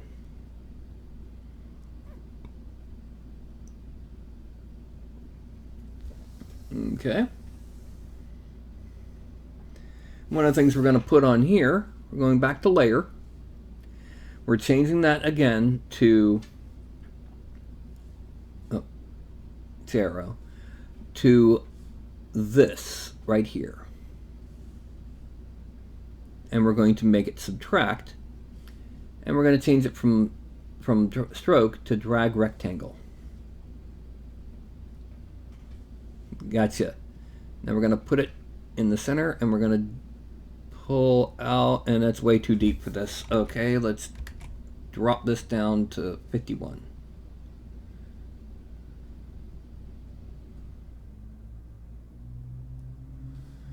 Okay, now as you can see, it's still too deep for the back area. We're going to go and close it again. We're going to shrink it down to about 32. Okay, that's much better. But that detail in there won't show when it comes time to actually print.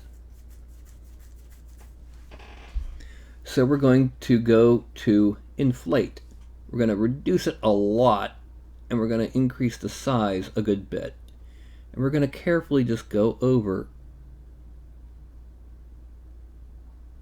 Actually, before we do that, we need to Dynamesh it at 1280 and subdivide it. Because what that just did, that gave us polygons on the sides here, which is what we need. Now we're just going to kind of carefully go over these areas here, make them thicker. It may not show as hexes when it's printed, but it'll show as a rougher texture. And it'll be very clearly a vent on his back. Okay. Now the next thing we need to add is we need to add his hip plate. Actually, no. We're going to add one more thing. We're going to add some pouches on his chest here. So I have here some basic pouches, and we are going to switch to the chest piece so I can draw these on.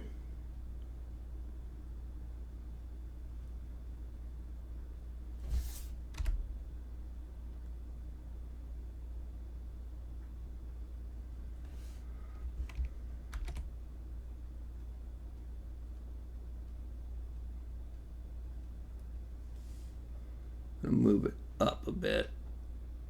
Yeah.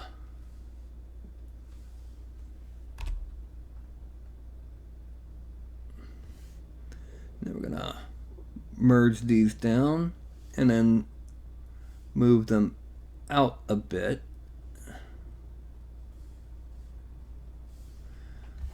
And then to make them a bit more obvious, first we're going to dynamesh them at 1280.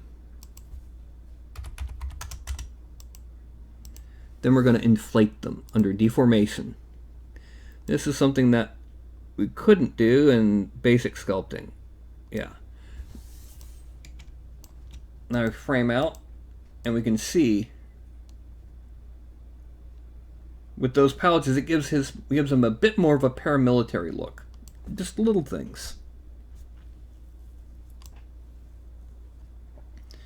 So now we make his hip plates, then we're going to make his thigh plates and arm plates, and then his bracers and boots. By then it'll be time to detail the hands and add some detail to the M16. Okay.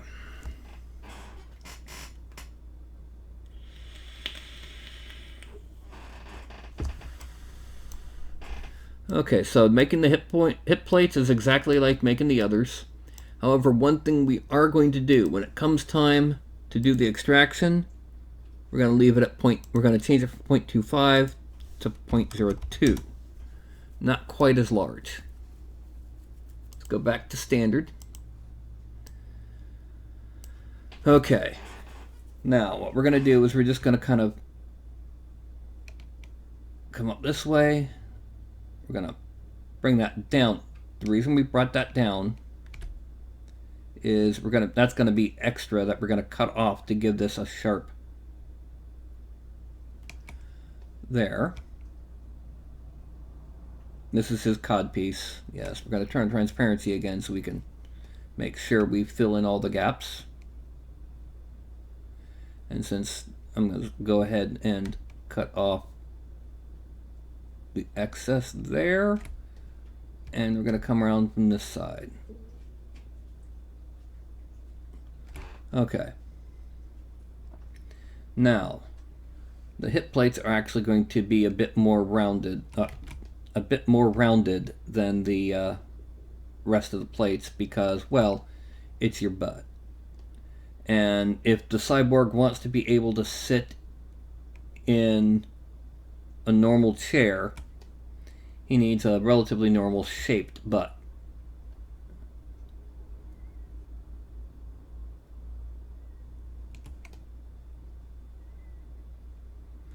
And can you imagine briefings where, I mean, the cyborg may not need to sit physically, but psychologically it would help him a lot to do things like participate normally in briefings.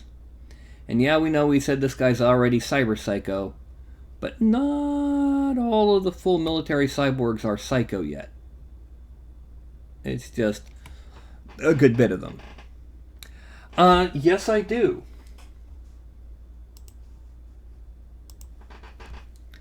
Now the color's going to be off because I've got a red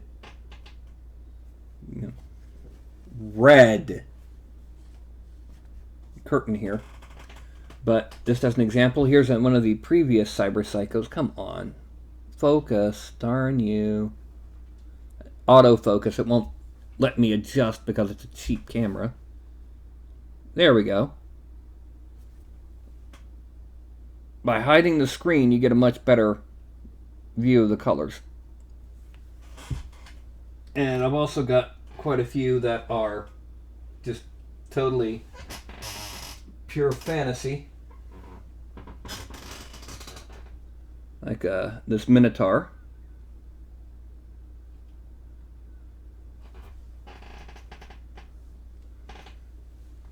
It is a minifigure. It's miniatures for tabletop role-playing games.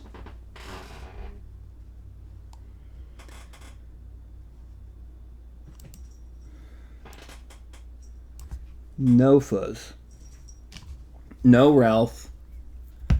I've got two different cats that are trying to get up here. One of them wants to get on the back of the chair, lay himself... Oh, what are you doing? Ow! Watch it. You're getting heavy. Get off my shoulder. Get on the chair. Really? Really?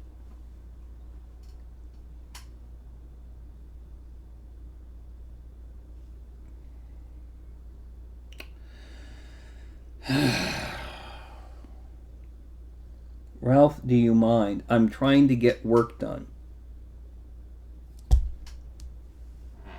I will play with you later, Furball.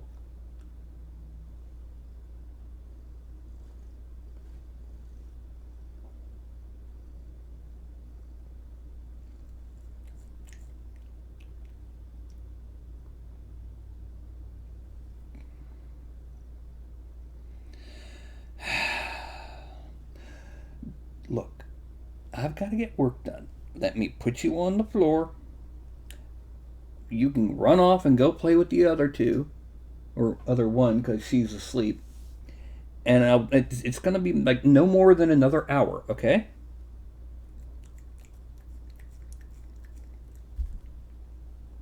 I think that's his way of saying okay, or it better be. Get off my shoulder. Go. Good boy. Yeah. Wish I had my paper towels. Yeah, cats. Did I? Yeah, I did. Okay.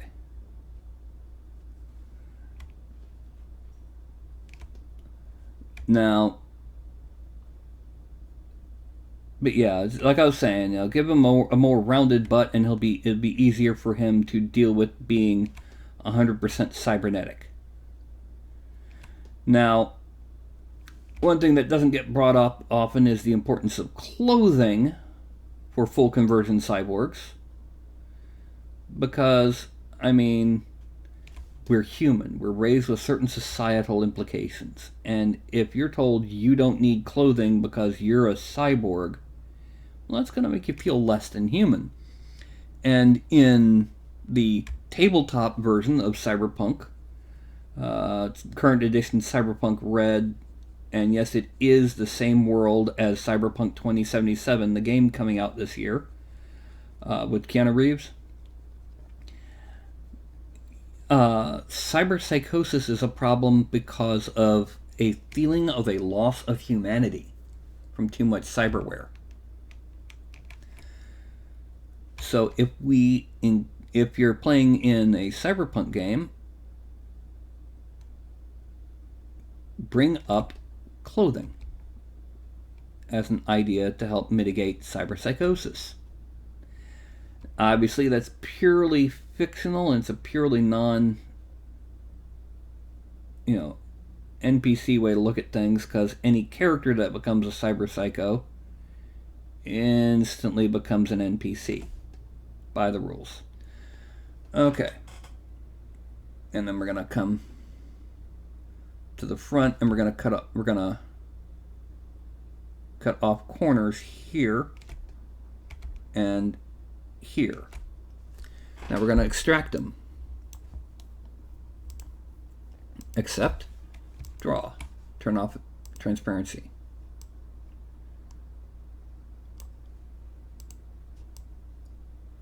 Now he needs a belt. Now the meat only slows you down, yeah. But imagine the difference clothing would make for a cyberpsycho, or a potential cyberpsycho. Now we're going to make a connection belt here. It's only going to be a couple strokes wide, so I'm not going to need to worry about filling it in.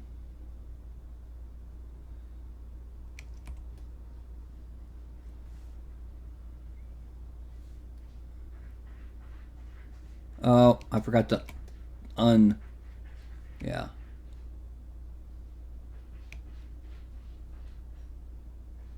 I forgot to unmask where the plates were.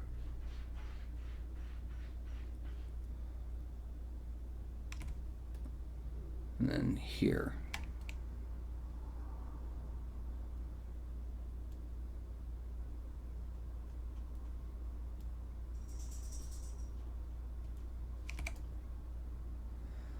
Now, we are going to extract this at 0.01. Accept, draw, turn off transparency. frame. No. No, Ralph, you're not getting back up there.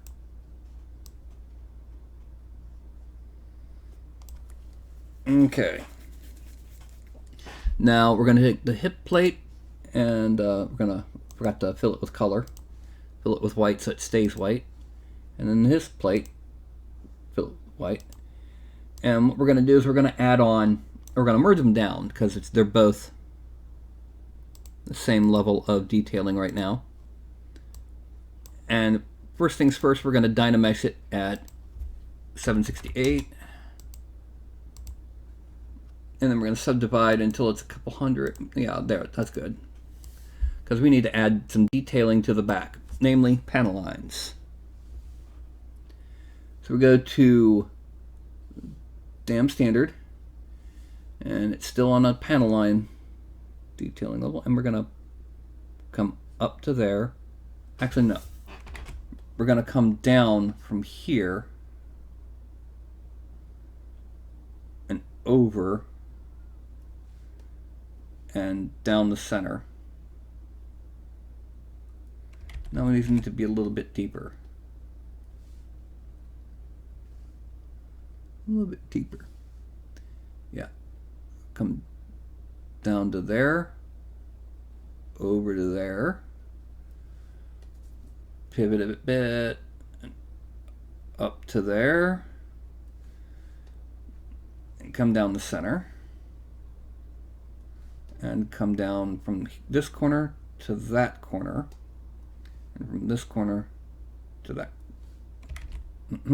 Transparency. This corner to that corner. And then here, we're just going to kind of give it a trapezoid, or not a trapezoid, but the other shape, like just some detailing to throw in. Then, to give it some verisimilitude, since we got the pouches on the chest, we're going to go back here and we're going to add on a handgun. Actually, let's go to, where did I put it? There we go. No, that's battlefield parts.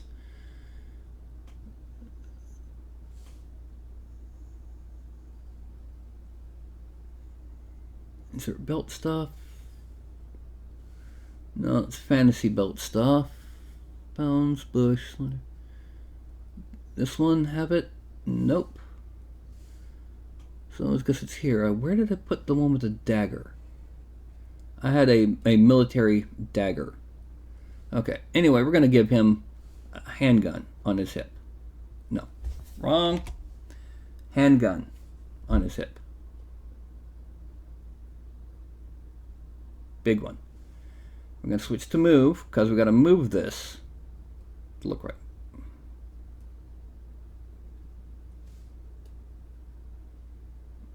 I'm going to move it back a bit.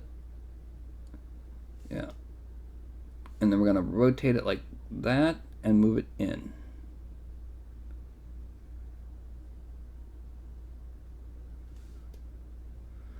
Okay.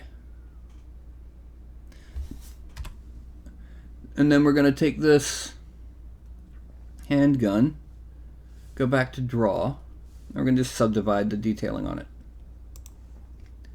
Divide, divide, delete lower. Frame out.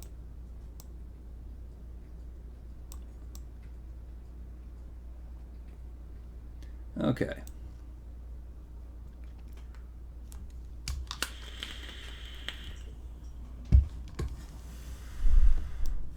Now, we need to hide the guns and the slashers. Let's go ahead and merge down all of the armor plates to one piece. There we go, so that way we can show and tell the whole thing at once. Okay. But now we need to add on the arm armor. We're going to leave the deltoids unarmored because the right deltoid. We want to show off some of that detail that we did. And now we're going to go ahead and add on a plate onto the shoulder, and then we're going to do arm plates on the upper arm. Turn on transparency again so we can make sure we're seeing what we need to see. And the shoulder, let's go ahead and pivot it there and pivot it down. The shoulder plate is going to be a slightly irregular shape just to give it more of a techie look. And we go back to our standard brush.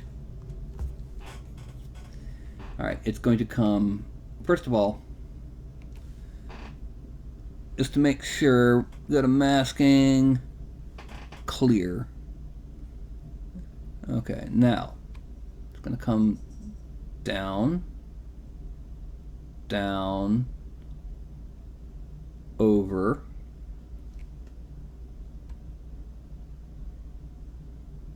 down, down,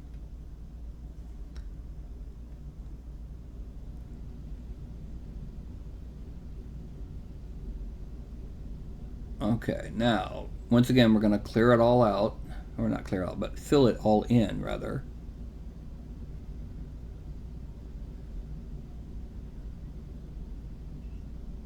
Let's kind of spiral our way in.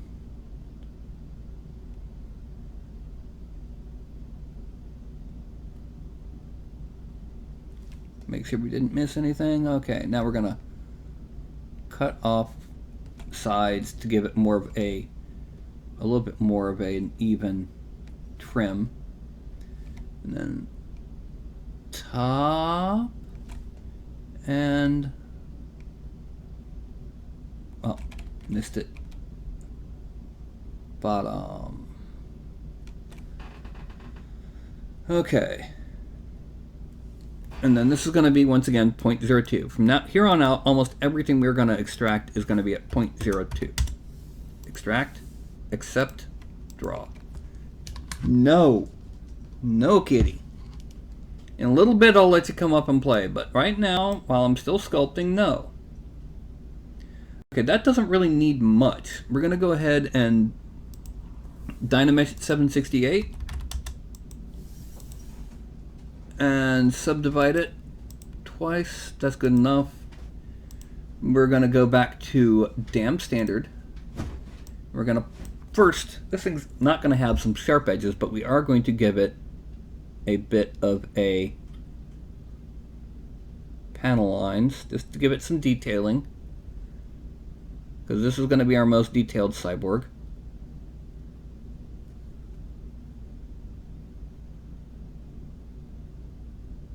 There. Frame out.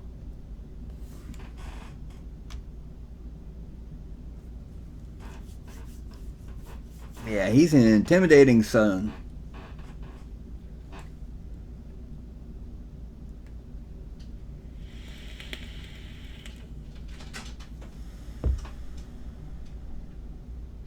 And now an upper arm.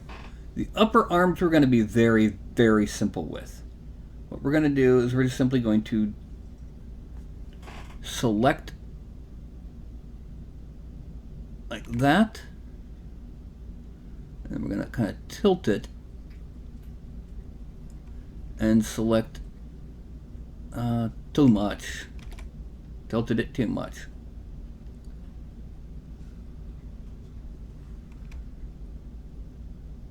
Like that.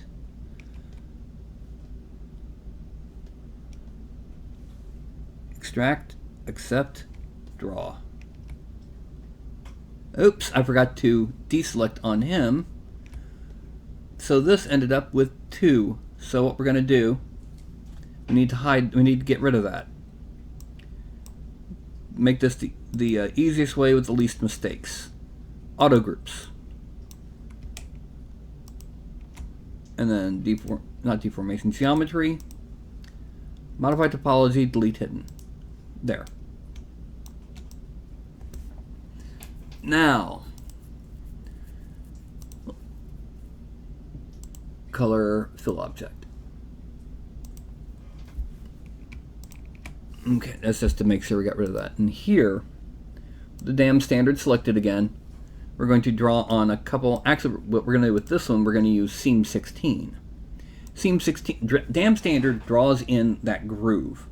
Seam 16 draws in a groove, but it also inflates on the other side of the groove. So, for example, when we draw it,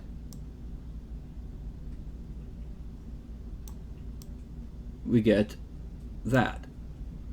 If you're facing in the direction of movement, the right side inflates and the left side deflates. Then we're going to use Daz Standard on the back of the arm to create an even division of plates meeting instead of overlapping. And then we're going to do the same thing on this arm. Let's go ahead and straighten that arm up a bit. And we're going to draw here. I'm going to pull it forward a little bit and aim down and draw there. It's a little bit bigger, but now we go down and we extract, accept, draw to get rid of masking, draw to get rid of masking on that. And now this one we got to treat a little bit differently. We're going to go ahead, go back to our Z remesher, bring that adaptive size, drop that problem down to 1, Z remesh, because we want to be able to get rid of that little divot. And we want to be able to get rid of it easily. There it is.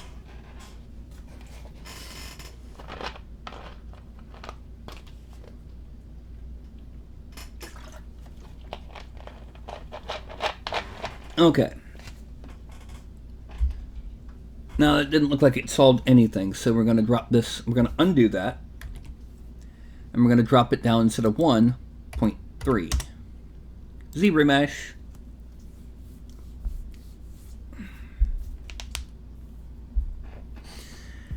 And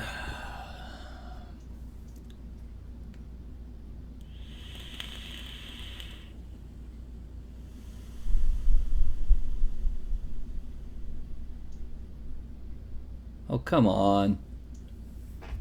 It's going to take a moment, but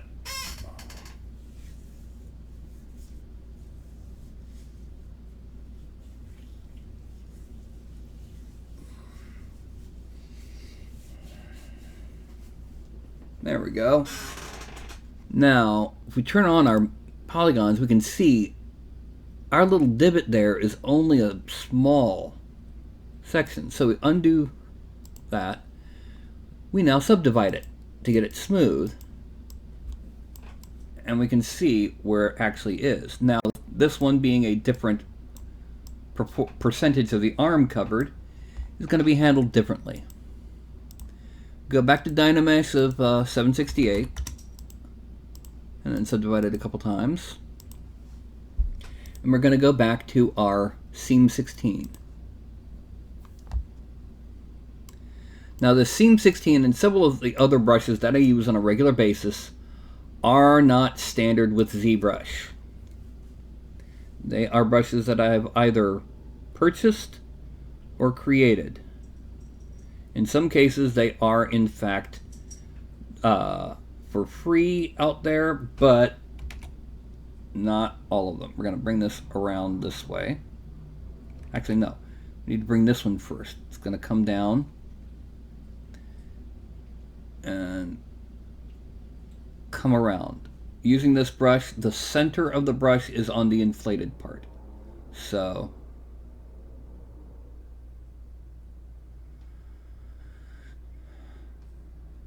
there, and then we're going to go back once again, Daz Standard, and we're going to follow the split of the arm there. This time we're going to do it twice. We're going to give it another split there. Now, this arm armor won't get much in the way of surface detailing because it's already really small. I mean, let me go ahead and merge this down. Color fill object just to make sure. I mean, looking at it now, but look at it now. The detail of the panels is all you really need on that armor. It's going to be similar when it comes time to deal with the thigh plates. But now we need to add on something large over the elbow that's going to overlap anything. Actually, let's do the bracers first, and then we'll deal with the elbow. Okay, turn on this guy once again. And what we're going to do is we're going to take him, we're going to tilt him, we're going to turn him, and we're going to make our bracer basic shape.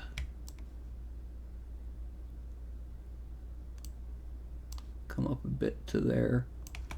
And then we're going to tilt it back upright so that the hand is kind of flat on. And up like that. We're going to make both bracers at once. So we're going to do something similar with this arm. Tilt it a bit like that. Come back to there. And make that. Although since I tilted so much, we're going to need to kind of come back a bit before we go to the final shaping. And once again, where the hand is even and flat to there.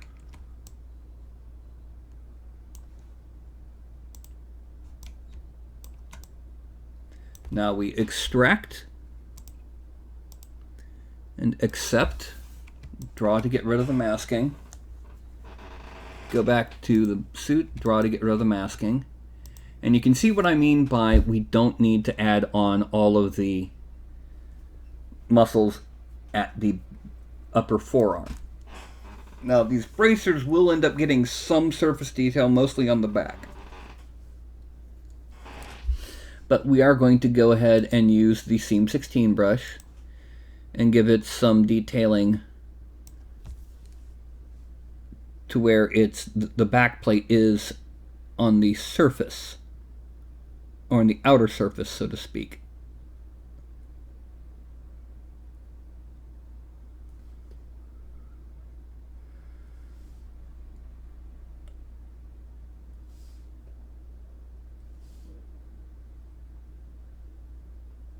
Okay. Oops. I just noticed something. We're definitely going to have to Dynamesh this at 512 instead of 768. Because there was a hole right there. Now we subdivide it back down to there. That's good. Okay. We're going to add surface detail later because what we need to do now is we need to go ahead, go back to our bodysuit. Well, it's color fill. We need to go back to our bodysuit and add on the elbows. So we need transparency. What we're going to do is we're going to do somewhat similar to how I made the shoulders. We're going to make hexagons over the elbows, and then we're going to, not smooth, standard.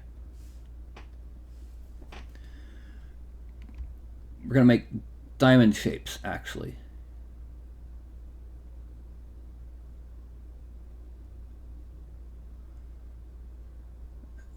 Because it's got to overlap both.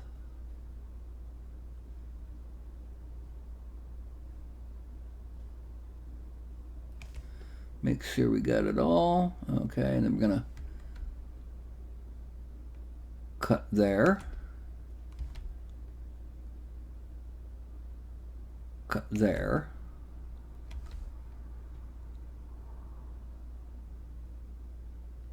There.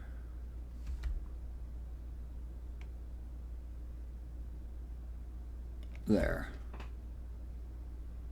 We're then going to make it into a series of thick bands, so to speak.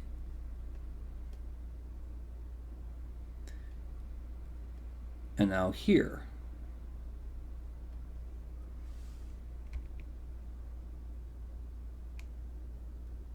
Nope, it's got to be...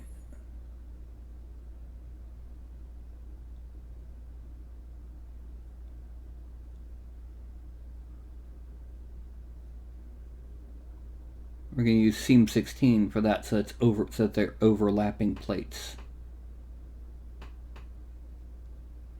We're going to do something similar when it comes time to make the knee. All right.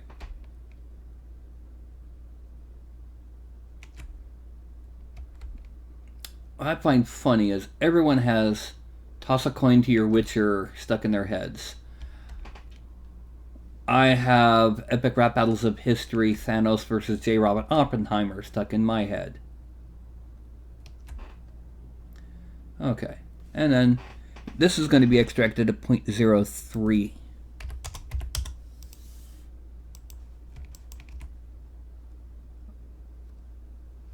And then frame out. You can see that they overlap both the forearm and the upper arm. Now this one here, we're going to use the move tool again. We're going to shrink it down a bit. And we're going to grab that elbow. We're going to kind of point it a bit.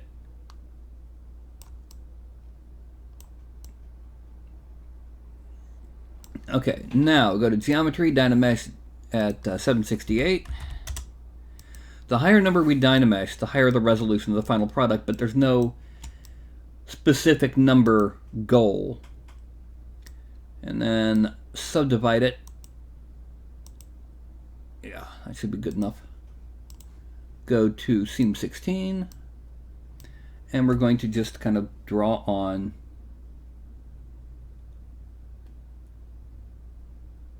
a couple seams here. Make it 3. 3 will be good.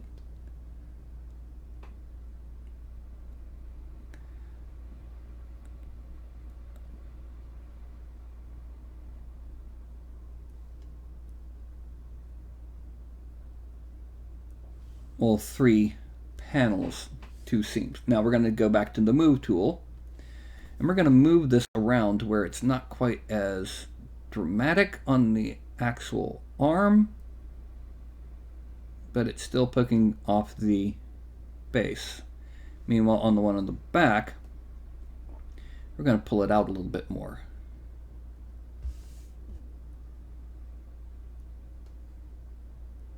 Okay. Now let's frame out, and his upper body is pretty much, the armor is done for the upper body. We're going to need to detail his hands and then the weapons. It's 2.5 hours so far. This is probably my most detailed sculpt for this project to date.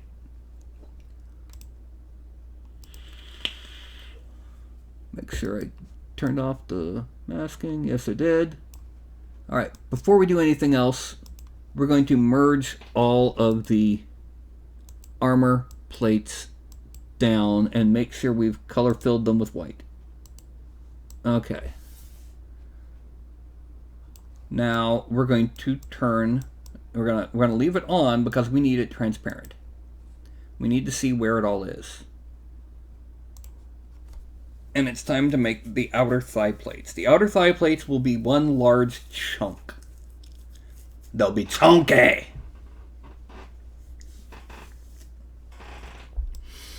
So what we do is we're just going to draw them on. Go back to standard.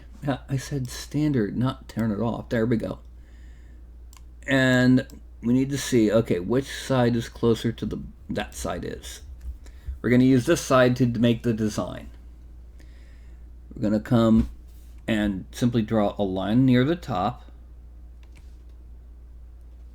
We're going to come down pretty low, down to there, come there, come down, come over, and then down. Okay, that is the shape we want to make on the other side. So we start off with the pretty clear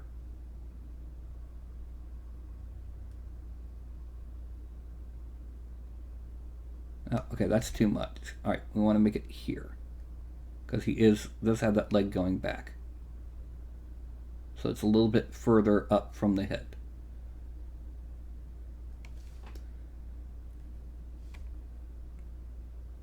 Over to there.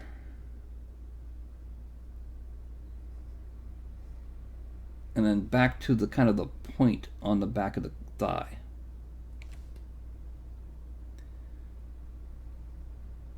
Go up to about here. Oh, up to about here. And there. And connect dots here. Not dots, but the... Okay. That's our thigh plates. These are going to have a lot more surface detail than the arm plates because they are larger and the panel lines aren't going to be as important. We're also going to kind of fill it in a couple different ways to make sure we get it done as quickly as possible. We're now turning the armor off just so that we can see it. See what we need to see. We no longer need to know exactly where the armor pieces are, so... This will also be done at a 0.02.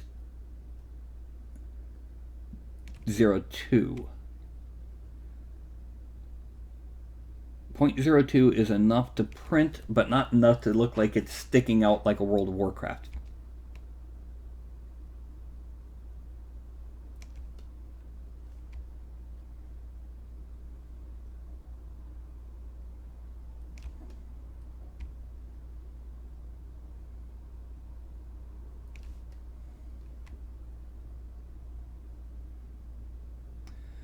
So, do you paint miniatures, Rando? If you're still here? If so, what specific types of miniature do you usually paint?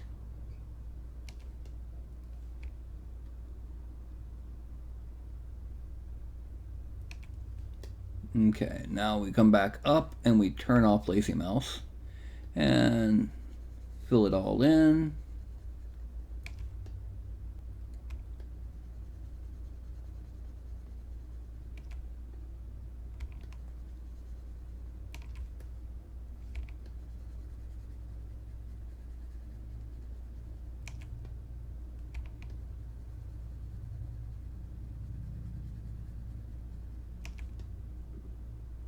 Okay, now we turn Lazy Mouse back on so we can cut off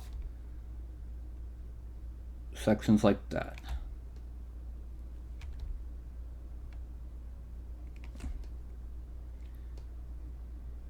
Back on the back here.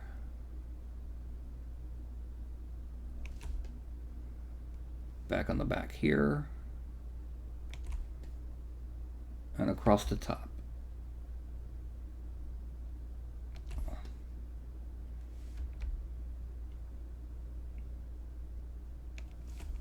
Oh. Alright, after I extract these, I'm going to have to stand for a second because my legs are starting to lock and I'm an old man. Okay, we're going to turn the armor back on, turn off transparency, and we're going to extract at 0.02. Okay, now, obviously there's one thing we're going to have to do before we put this into the rest of the armor. And that's we're going to have to take the gun down here. I meant to... Not that. We're going to have to use the move tool and make that gun move out a bit. The whole thing. Just enough to where it looks like it's actually resting against the thigh plate instead of through the thigh plate.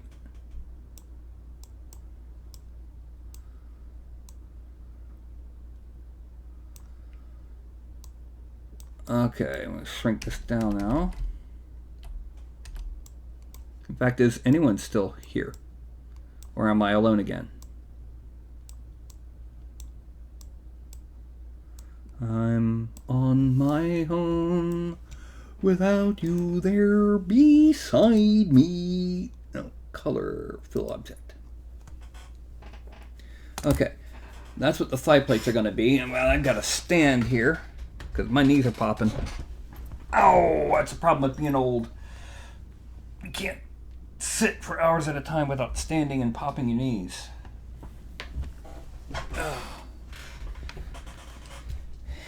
No, I didn't mean to hit that. Yeah, there we go.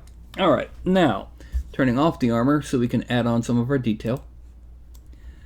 We're going to add on some panel lines. We're going to worry about further detail later. Seam 16. We're going to come from this corner up, over, and then up again. This one, because it's the direction matters in this particular brush. There. Now we need to deal with that, but that's simple. And we're going to smooth that, smooth that. Okay, then we're going to, wait. Then we're going to our damn standard. We're going to draw on one other panel, a butted panel line here.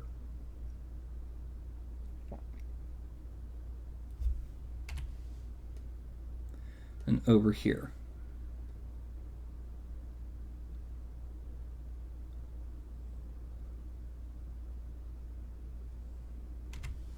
Okay. We're going to put on surface detail later. But that is our thigh plates. So, next up is the boots. After the boots come the knees.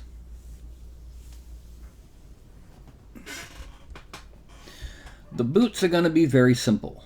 And we're going to actually be made on here instead of the default.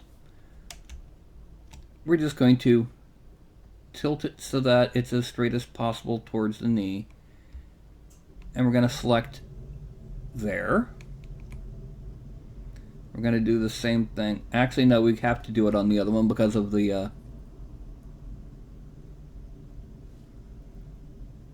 where's transparency? What the heck did I hit?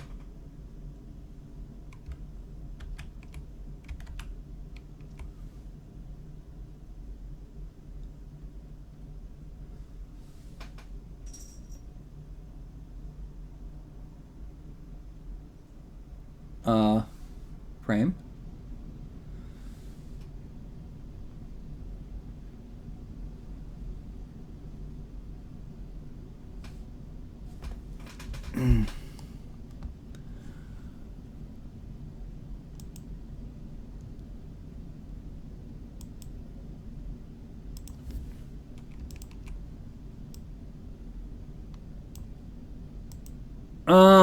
Yeah.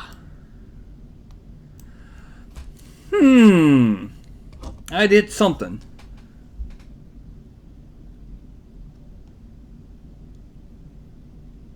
Let me turn off transparency.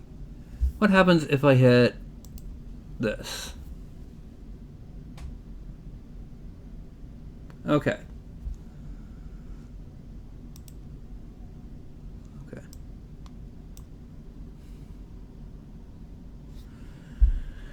Document.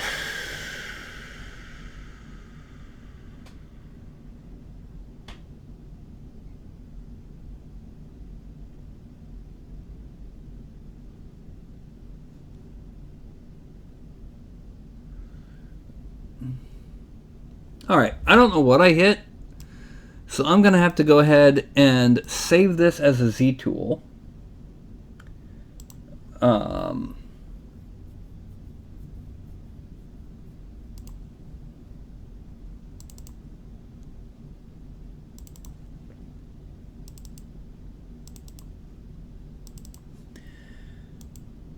And I'm going to have to restart ZBrush.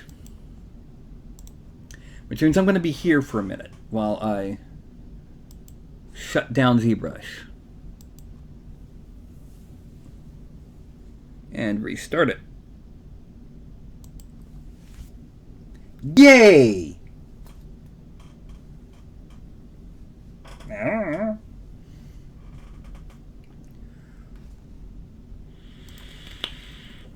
And it's back. Load tool. Cyberwar figures cyborg. There we go.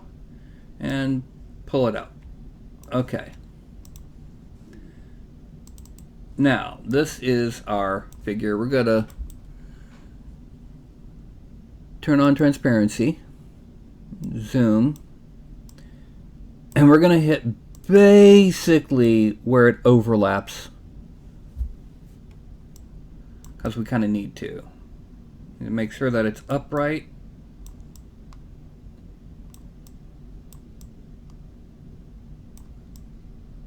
Or not quite.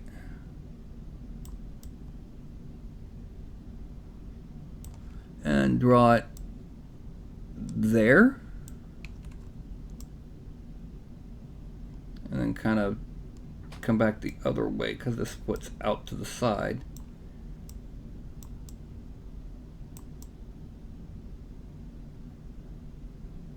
And there.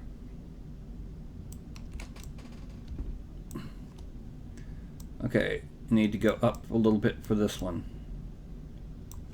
because I didn't go up quite far enough.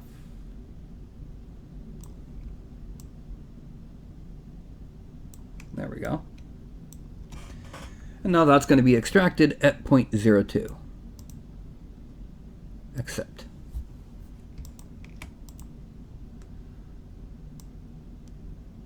Now anything else we do for the boot will be done on the figure.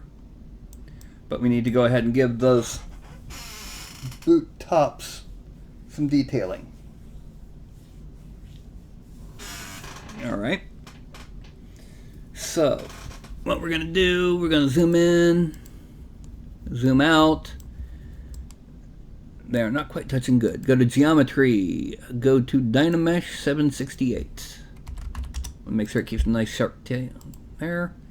And then we're going to subdivide until it's, yeah, that's good. We're going to give it some calf. All right, first of all, we got to redo all of our brushes because it forgot them all.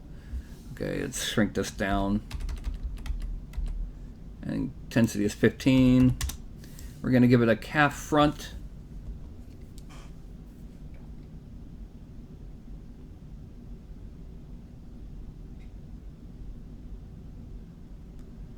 Like that. And then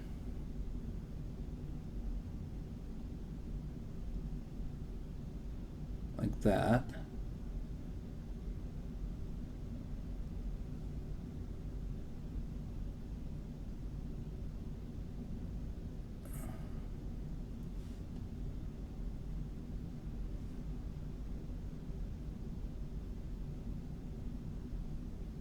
Oh, wait. Nowhere near that. Yeah. Then we go to Dam Standard. There it is. We shrink it a lot. And we increase it a bit.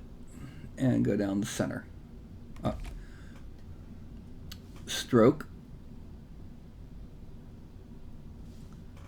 Lazy mouse on, increase that lazy radius quite a bit, and go straight down the middle. And do the same thing over here.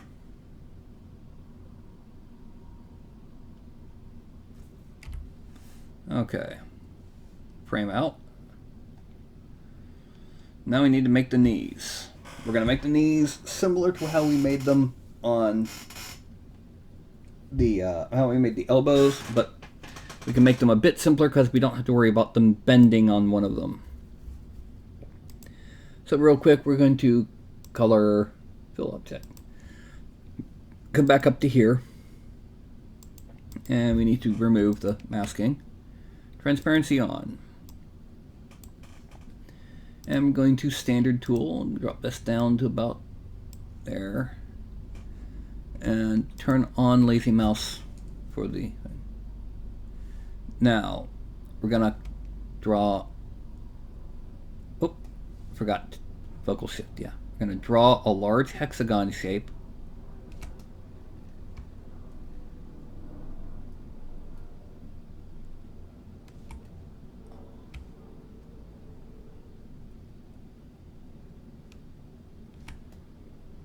Oops. Didn't go back far enough on either side of this. On this side, rather. And then a bit forward there. Yeah. That's the shape we want on the other side, too. So this goes there. Back to there. Down to there. Back to there, down to there, and over. Actually, we need to bring it a bit more over here. Now we need to fill in all the empty space. Once we've done this, it'll be time to detail the hands and then gun time. Once the gun is done, well, that's it. So we don't have too much longer to go. And I can get lunch. Now see, it's 1:39 here. Mm-hmm.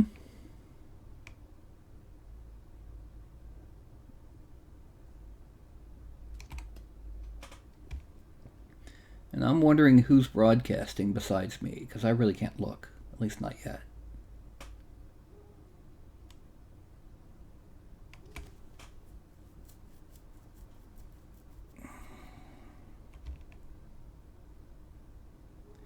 And by filling this in, we are making our way towards getting this knee done. Alright, now we need to Control-Alt and trim off the corners just to make it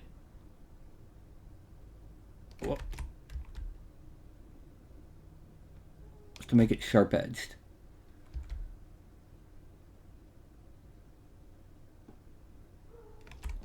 And then across the top.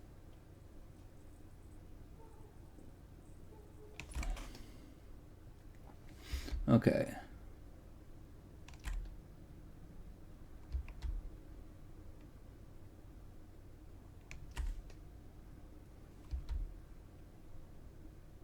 Oh.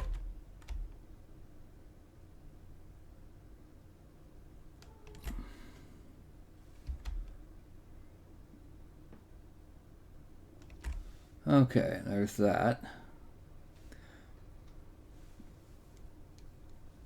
And once again, we're going to extract at 0.035. Extract, accept, draw.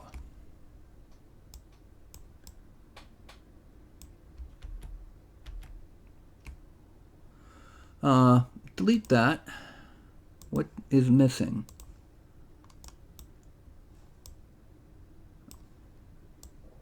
Uh-huh. Okay.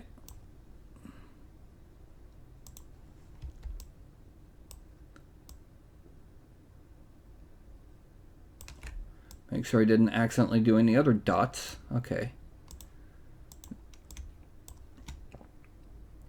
Extract, accept.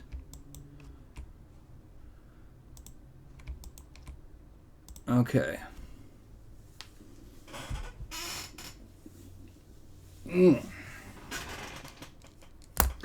Now we zoom in on the knees, zoom out a little bit, go to color and fill object. Okay, they're white now. Go to geometry. We are going to dynamesh these at 768. And then we are going to Z-remesher, adaptive size, let's make that 75, and 0.1, Z-remesh. It'll take a while. You can see the orange progress bar right above all the symbols as it's going across. Okay, now we subdivide these. We can go ahead and smooth out certain sections. Be very careful.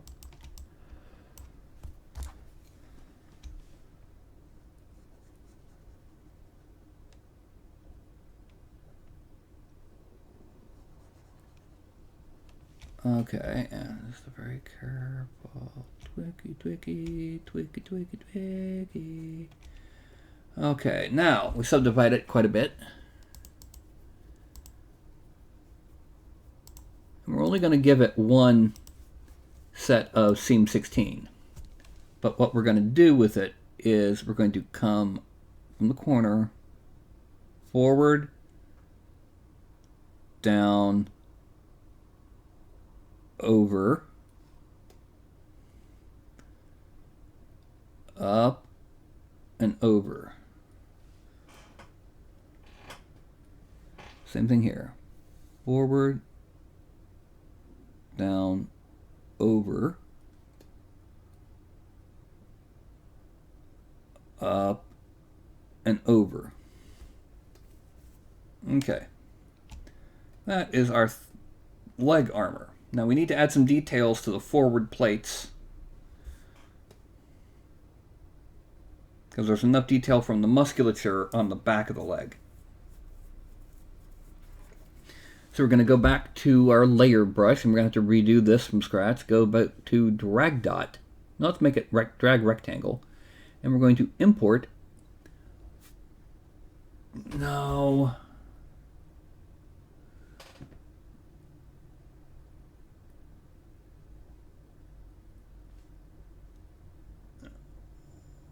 From CS Tools Alpha 0.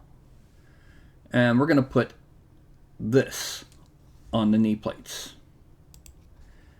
on a Z sub. And what we're going to do is we're going to place it in the center of that, and we're going to draw up, and it's not deep enough. So we can change that intensity to 55. Place it in the center and draw up. That's good. That's some nice detail there.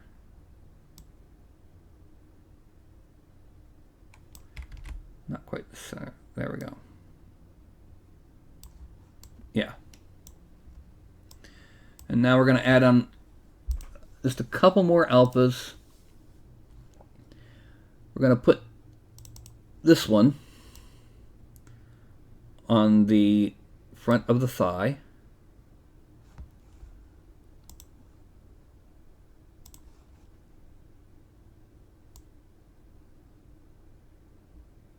No. We're going to make it diagonal alongside that.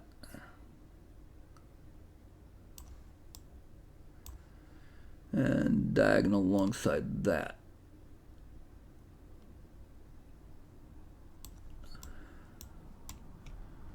Okay. Then we're going to go for bolts. And if I remember correctly, the bolt that we used was the wrong one. This one. This is the basic rivet. Shrink this down to about the same size as these. There we go. And then we're going to kind of rivet. Oop. Needs to be drag dot, add 100. There. Too small. There. Actually, we need to subdivide this once more.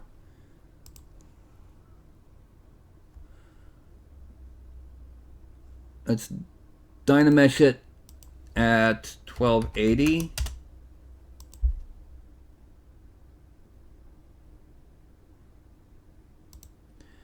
And subdivide it. because we're going to be putting a lot of bolts on here. Yep, there, there, and there. There, there,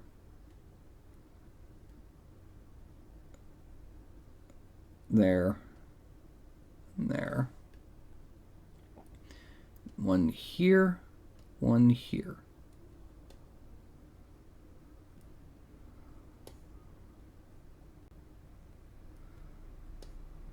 Okay. One here, and one here. I'm going to put on a couple bolts on the base back here too.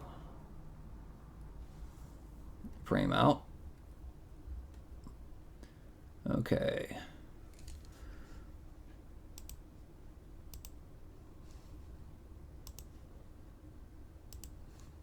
I'm going to merge these down into the armor. Okay. Now we're going to add bolts on the sides of this shin plate.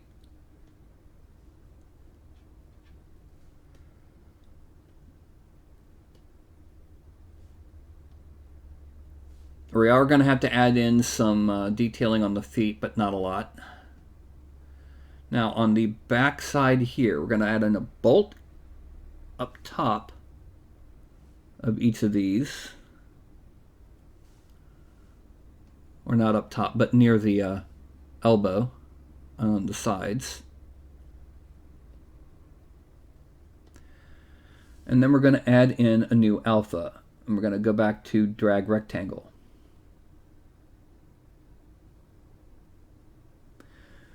We're going to make it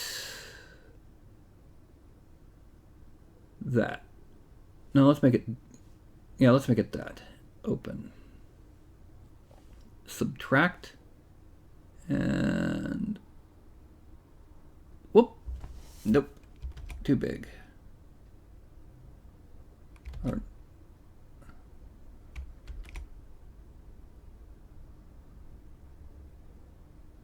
there we go. There's that. And then over here on the back of this one.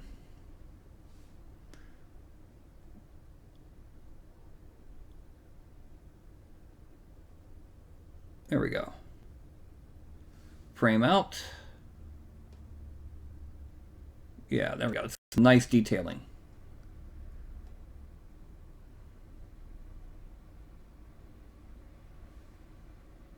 We can go ahead and delete this.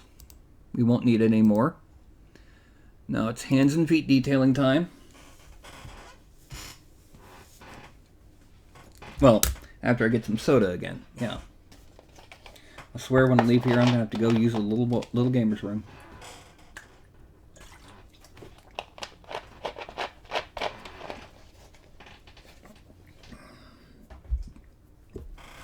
All right, so for the hands, what we got to do is very simple, and it's going to be involving almost entirely the damn standard brush. First, we're going to circle all the knuckles. Well, we're going to divide the knuckles. First, we're going to turn off lazy mouse for what we have to do. Now we're going to circle all the knuckles. No.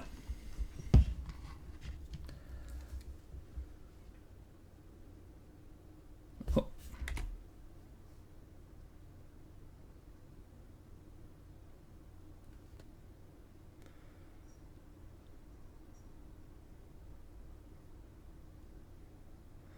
And that includes kind of the back of the thumb here.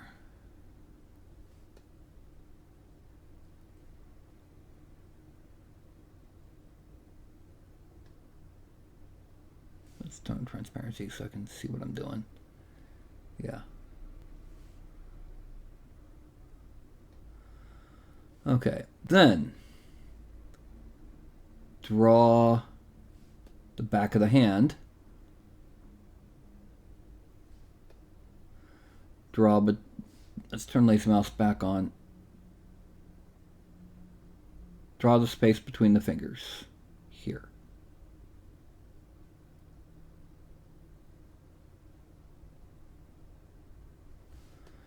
Then kind of mark around those knuckles, and then bring that around, and these knuckles, just to kind of mark off that they are separated. Then we come in here and we kind of come around like that.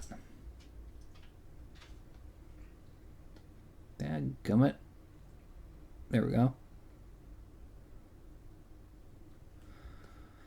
And then finally, we mark around where the rest of the shapes would be in the hand and give it just a little bit of seam. There. That's that hand made cyber. Well, we need to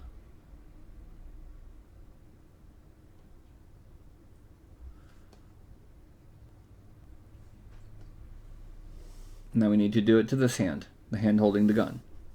Because that's going to get a lot more attention because people are actually going to be looking at it. That was just to move the... Okay. Start off by turning off Lazy Mouse and circling around the knuckles. Because these knuckles would need to be pretty blatant.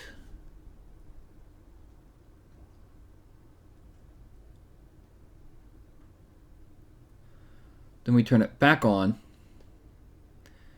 and we draw the side of the hand.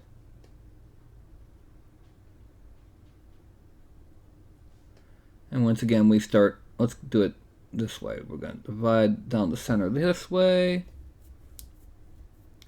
down the center this way, down the center this way. We are this close to being done. For nearly 3 hours. Alright, talk to you later, Trader. I'm going to kind of draw around this part of the thumb. And kind of come around here. Let's make it part of that. And then...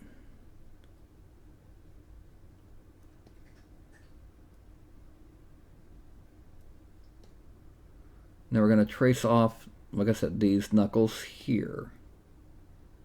This one's a little bit harder since it's in a... Can't quite get them exactly the same. And then here. Here. Here. And here. Because they are holding the gun and the trigger.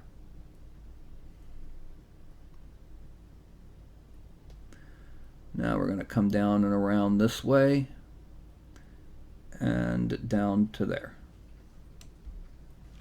Frame out. Make turn transparency off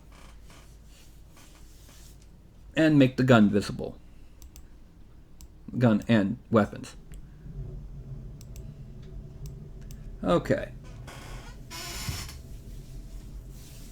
This is our paramilitary cyber psycho almost complete.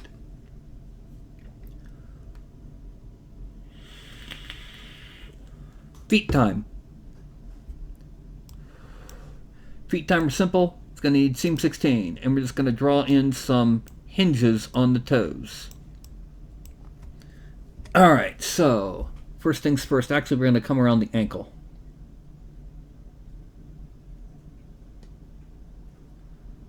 Come around the ankle when he comes. He'll be coming around the ankle when he comes. Come around back that way. And all the way up that way. He'll be coming around the ankle when he comes.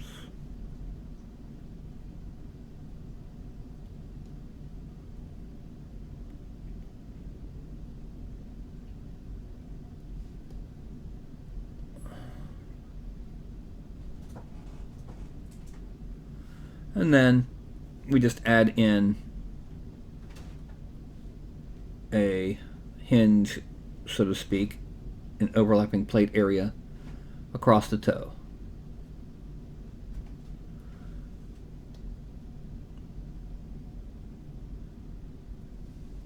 Let's go ahead and make a second one, just because it'll look cooler. I'm going to try and keep it as parallel to the existing one as possible.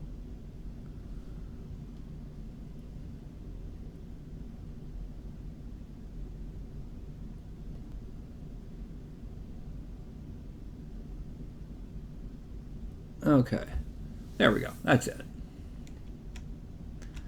That's it for our actual figure.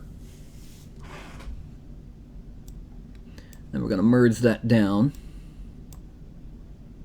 to the armor. Okay, now for this, we're going to have to subdivide it quite a bit until the gun itself right in here looks a bit more smooth. We also want it to be, you know, a few 100,000. 1, 2, 3. Delete lower. Now, I'm going to pull up reference images on here that I can't show you because most of them are copyrighted. Okay.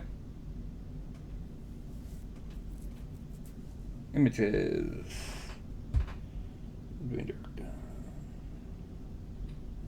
Nope, not in that one. Epics. No.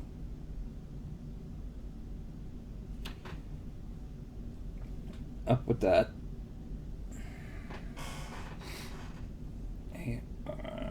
Dun, dun, dun.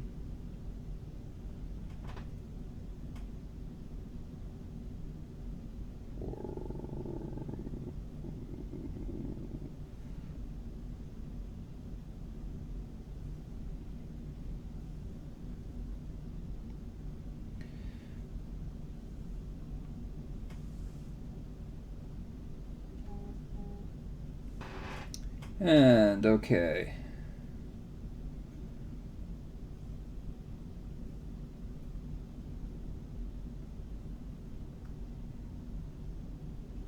Alright, that tells me what I need to add here on this side, or on this side. As you can see, I've already got basically what, so a lot of the details won't show, but I've already got what is considered to be the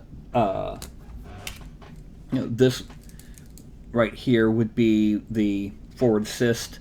This would be where the door for where it overlaps. But now I've got to add on magazine catch, which we're going to start with. We're going to go back to layer, but we're going to turn off the alpha and turn them to dots. And then 1, 2. We're going to just draw.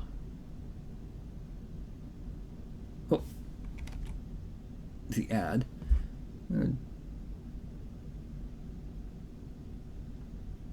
Draw the button.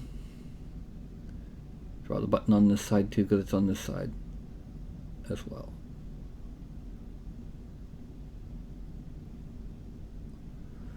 Okay. Then we're going to take the focal shift and go to 0. And we're going to turn on our lazy mouse radius a lot higher. We're going to come out, come this way, and down.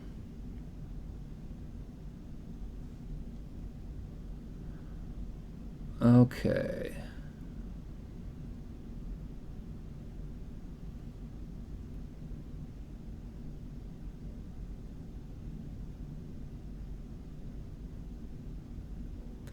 A lot of this detailing won't matter. It won't be exact, it won't be real. Back to focus of 0, and we're going to place the selector switch right there and right here. Frame out, and it's pretty much done. It's got all it needs. So, I'm going to call it done.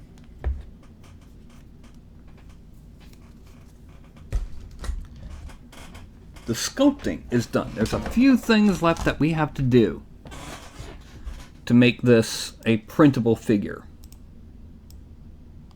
Got to merge down.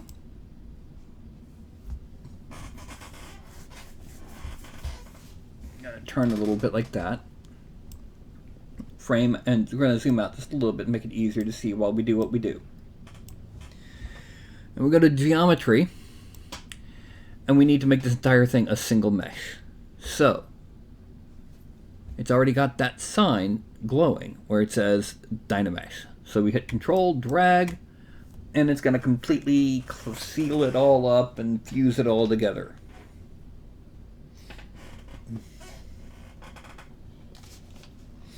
And it's now 2.339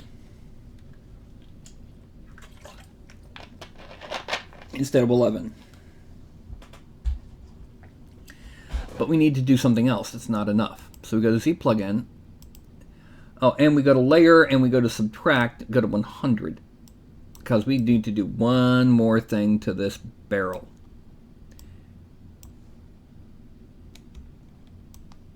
First of all, we need to turn off laser mouse. And then we need to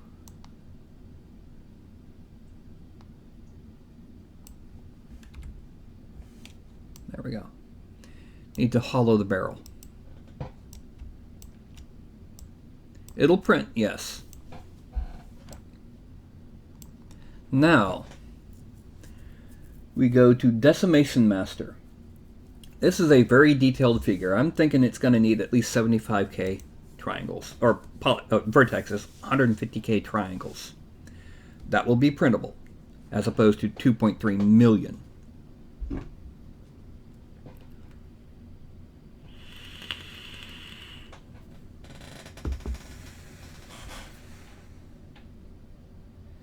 And it is 2:04. I have been broadcasting for 3 hours and 10 minutes, sculpting this guy. And reordering, writing file to disk, reading, there we go. 150,000 triangle. Look, you didn't even notice it changed, did you? Turn off Dynamesh just in case, and we're going to export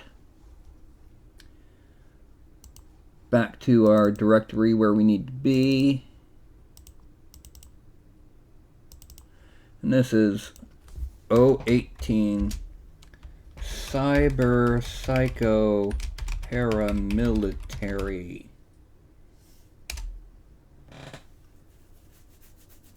Okay. Now let's go ahead and pop back to here. Yay. Alrighty. Do I actually have... I have a notification. What do I have notification? I've got a subscription to somebody I don't go to very often. But it is somebody that I do respect. So, hey, props. Now, let's see. Oh, yeah.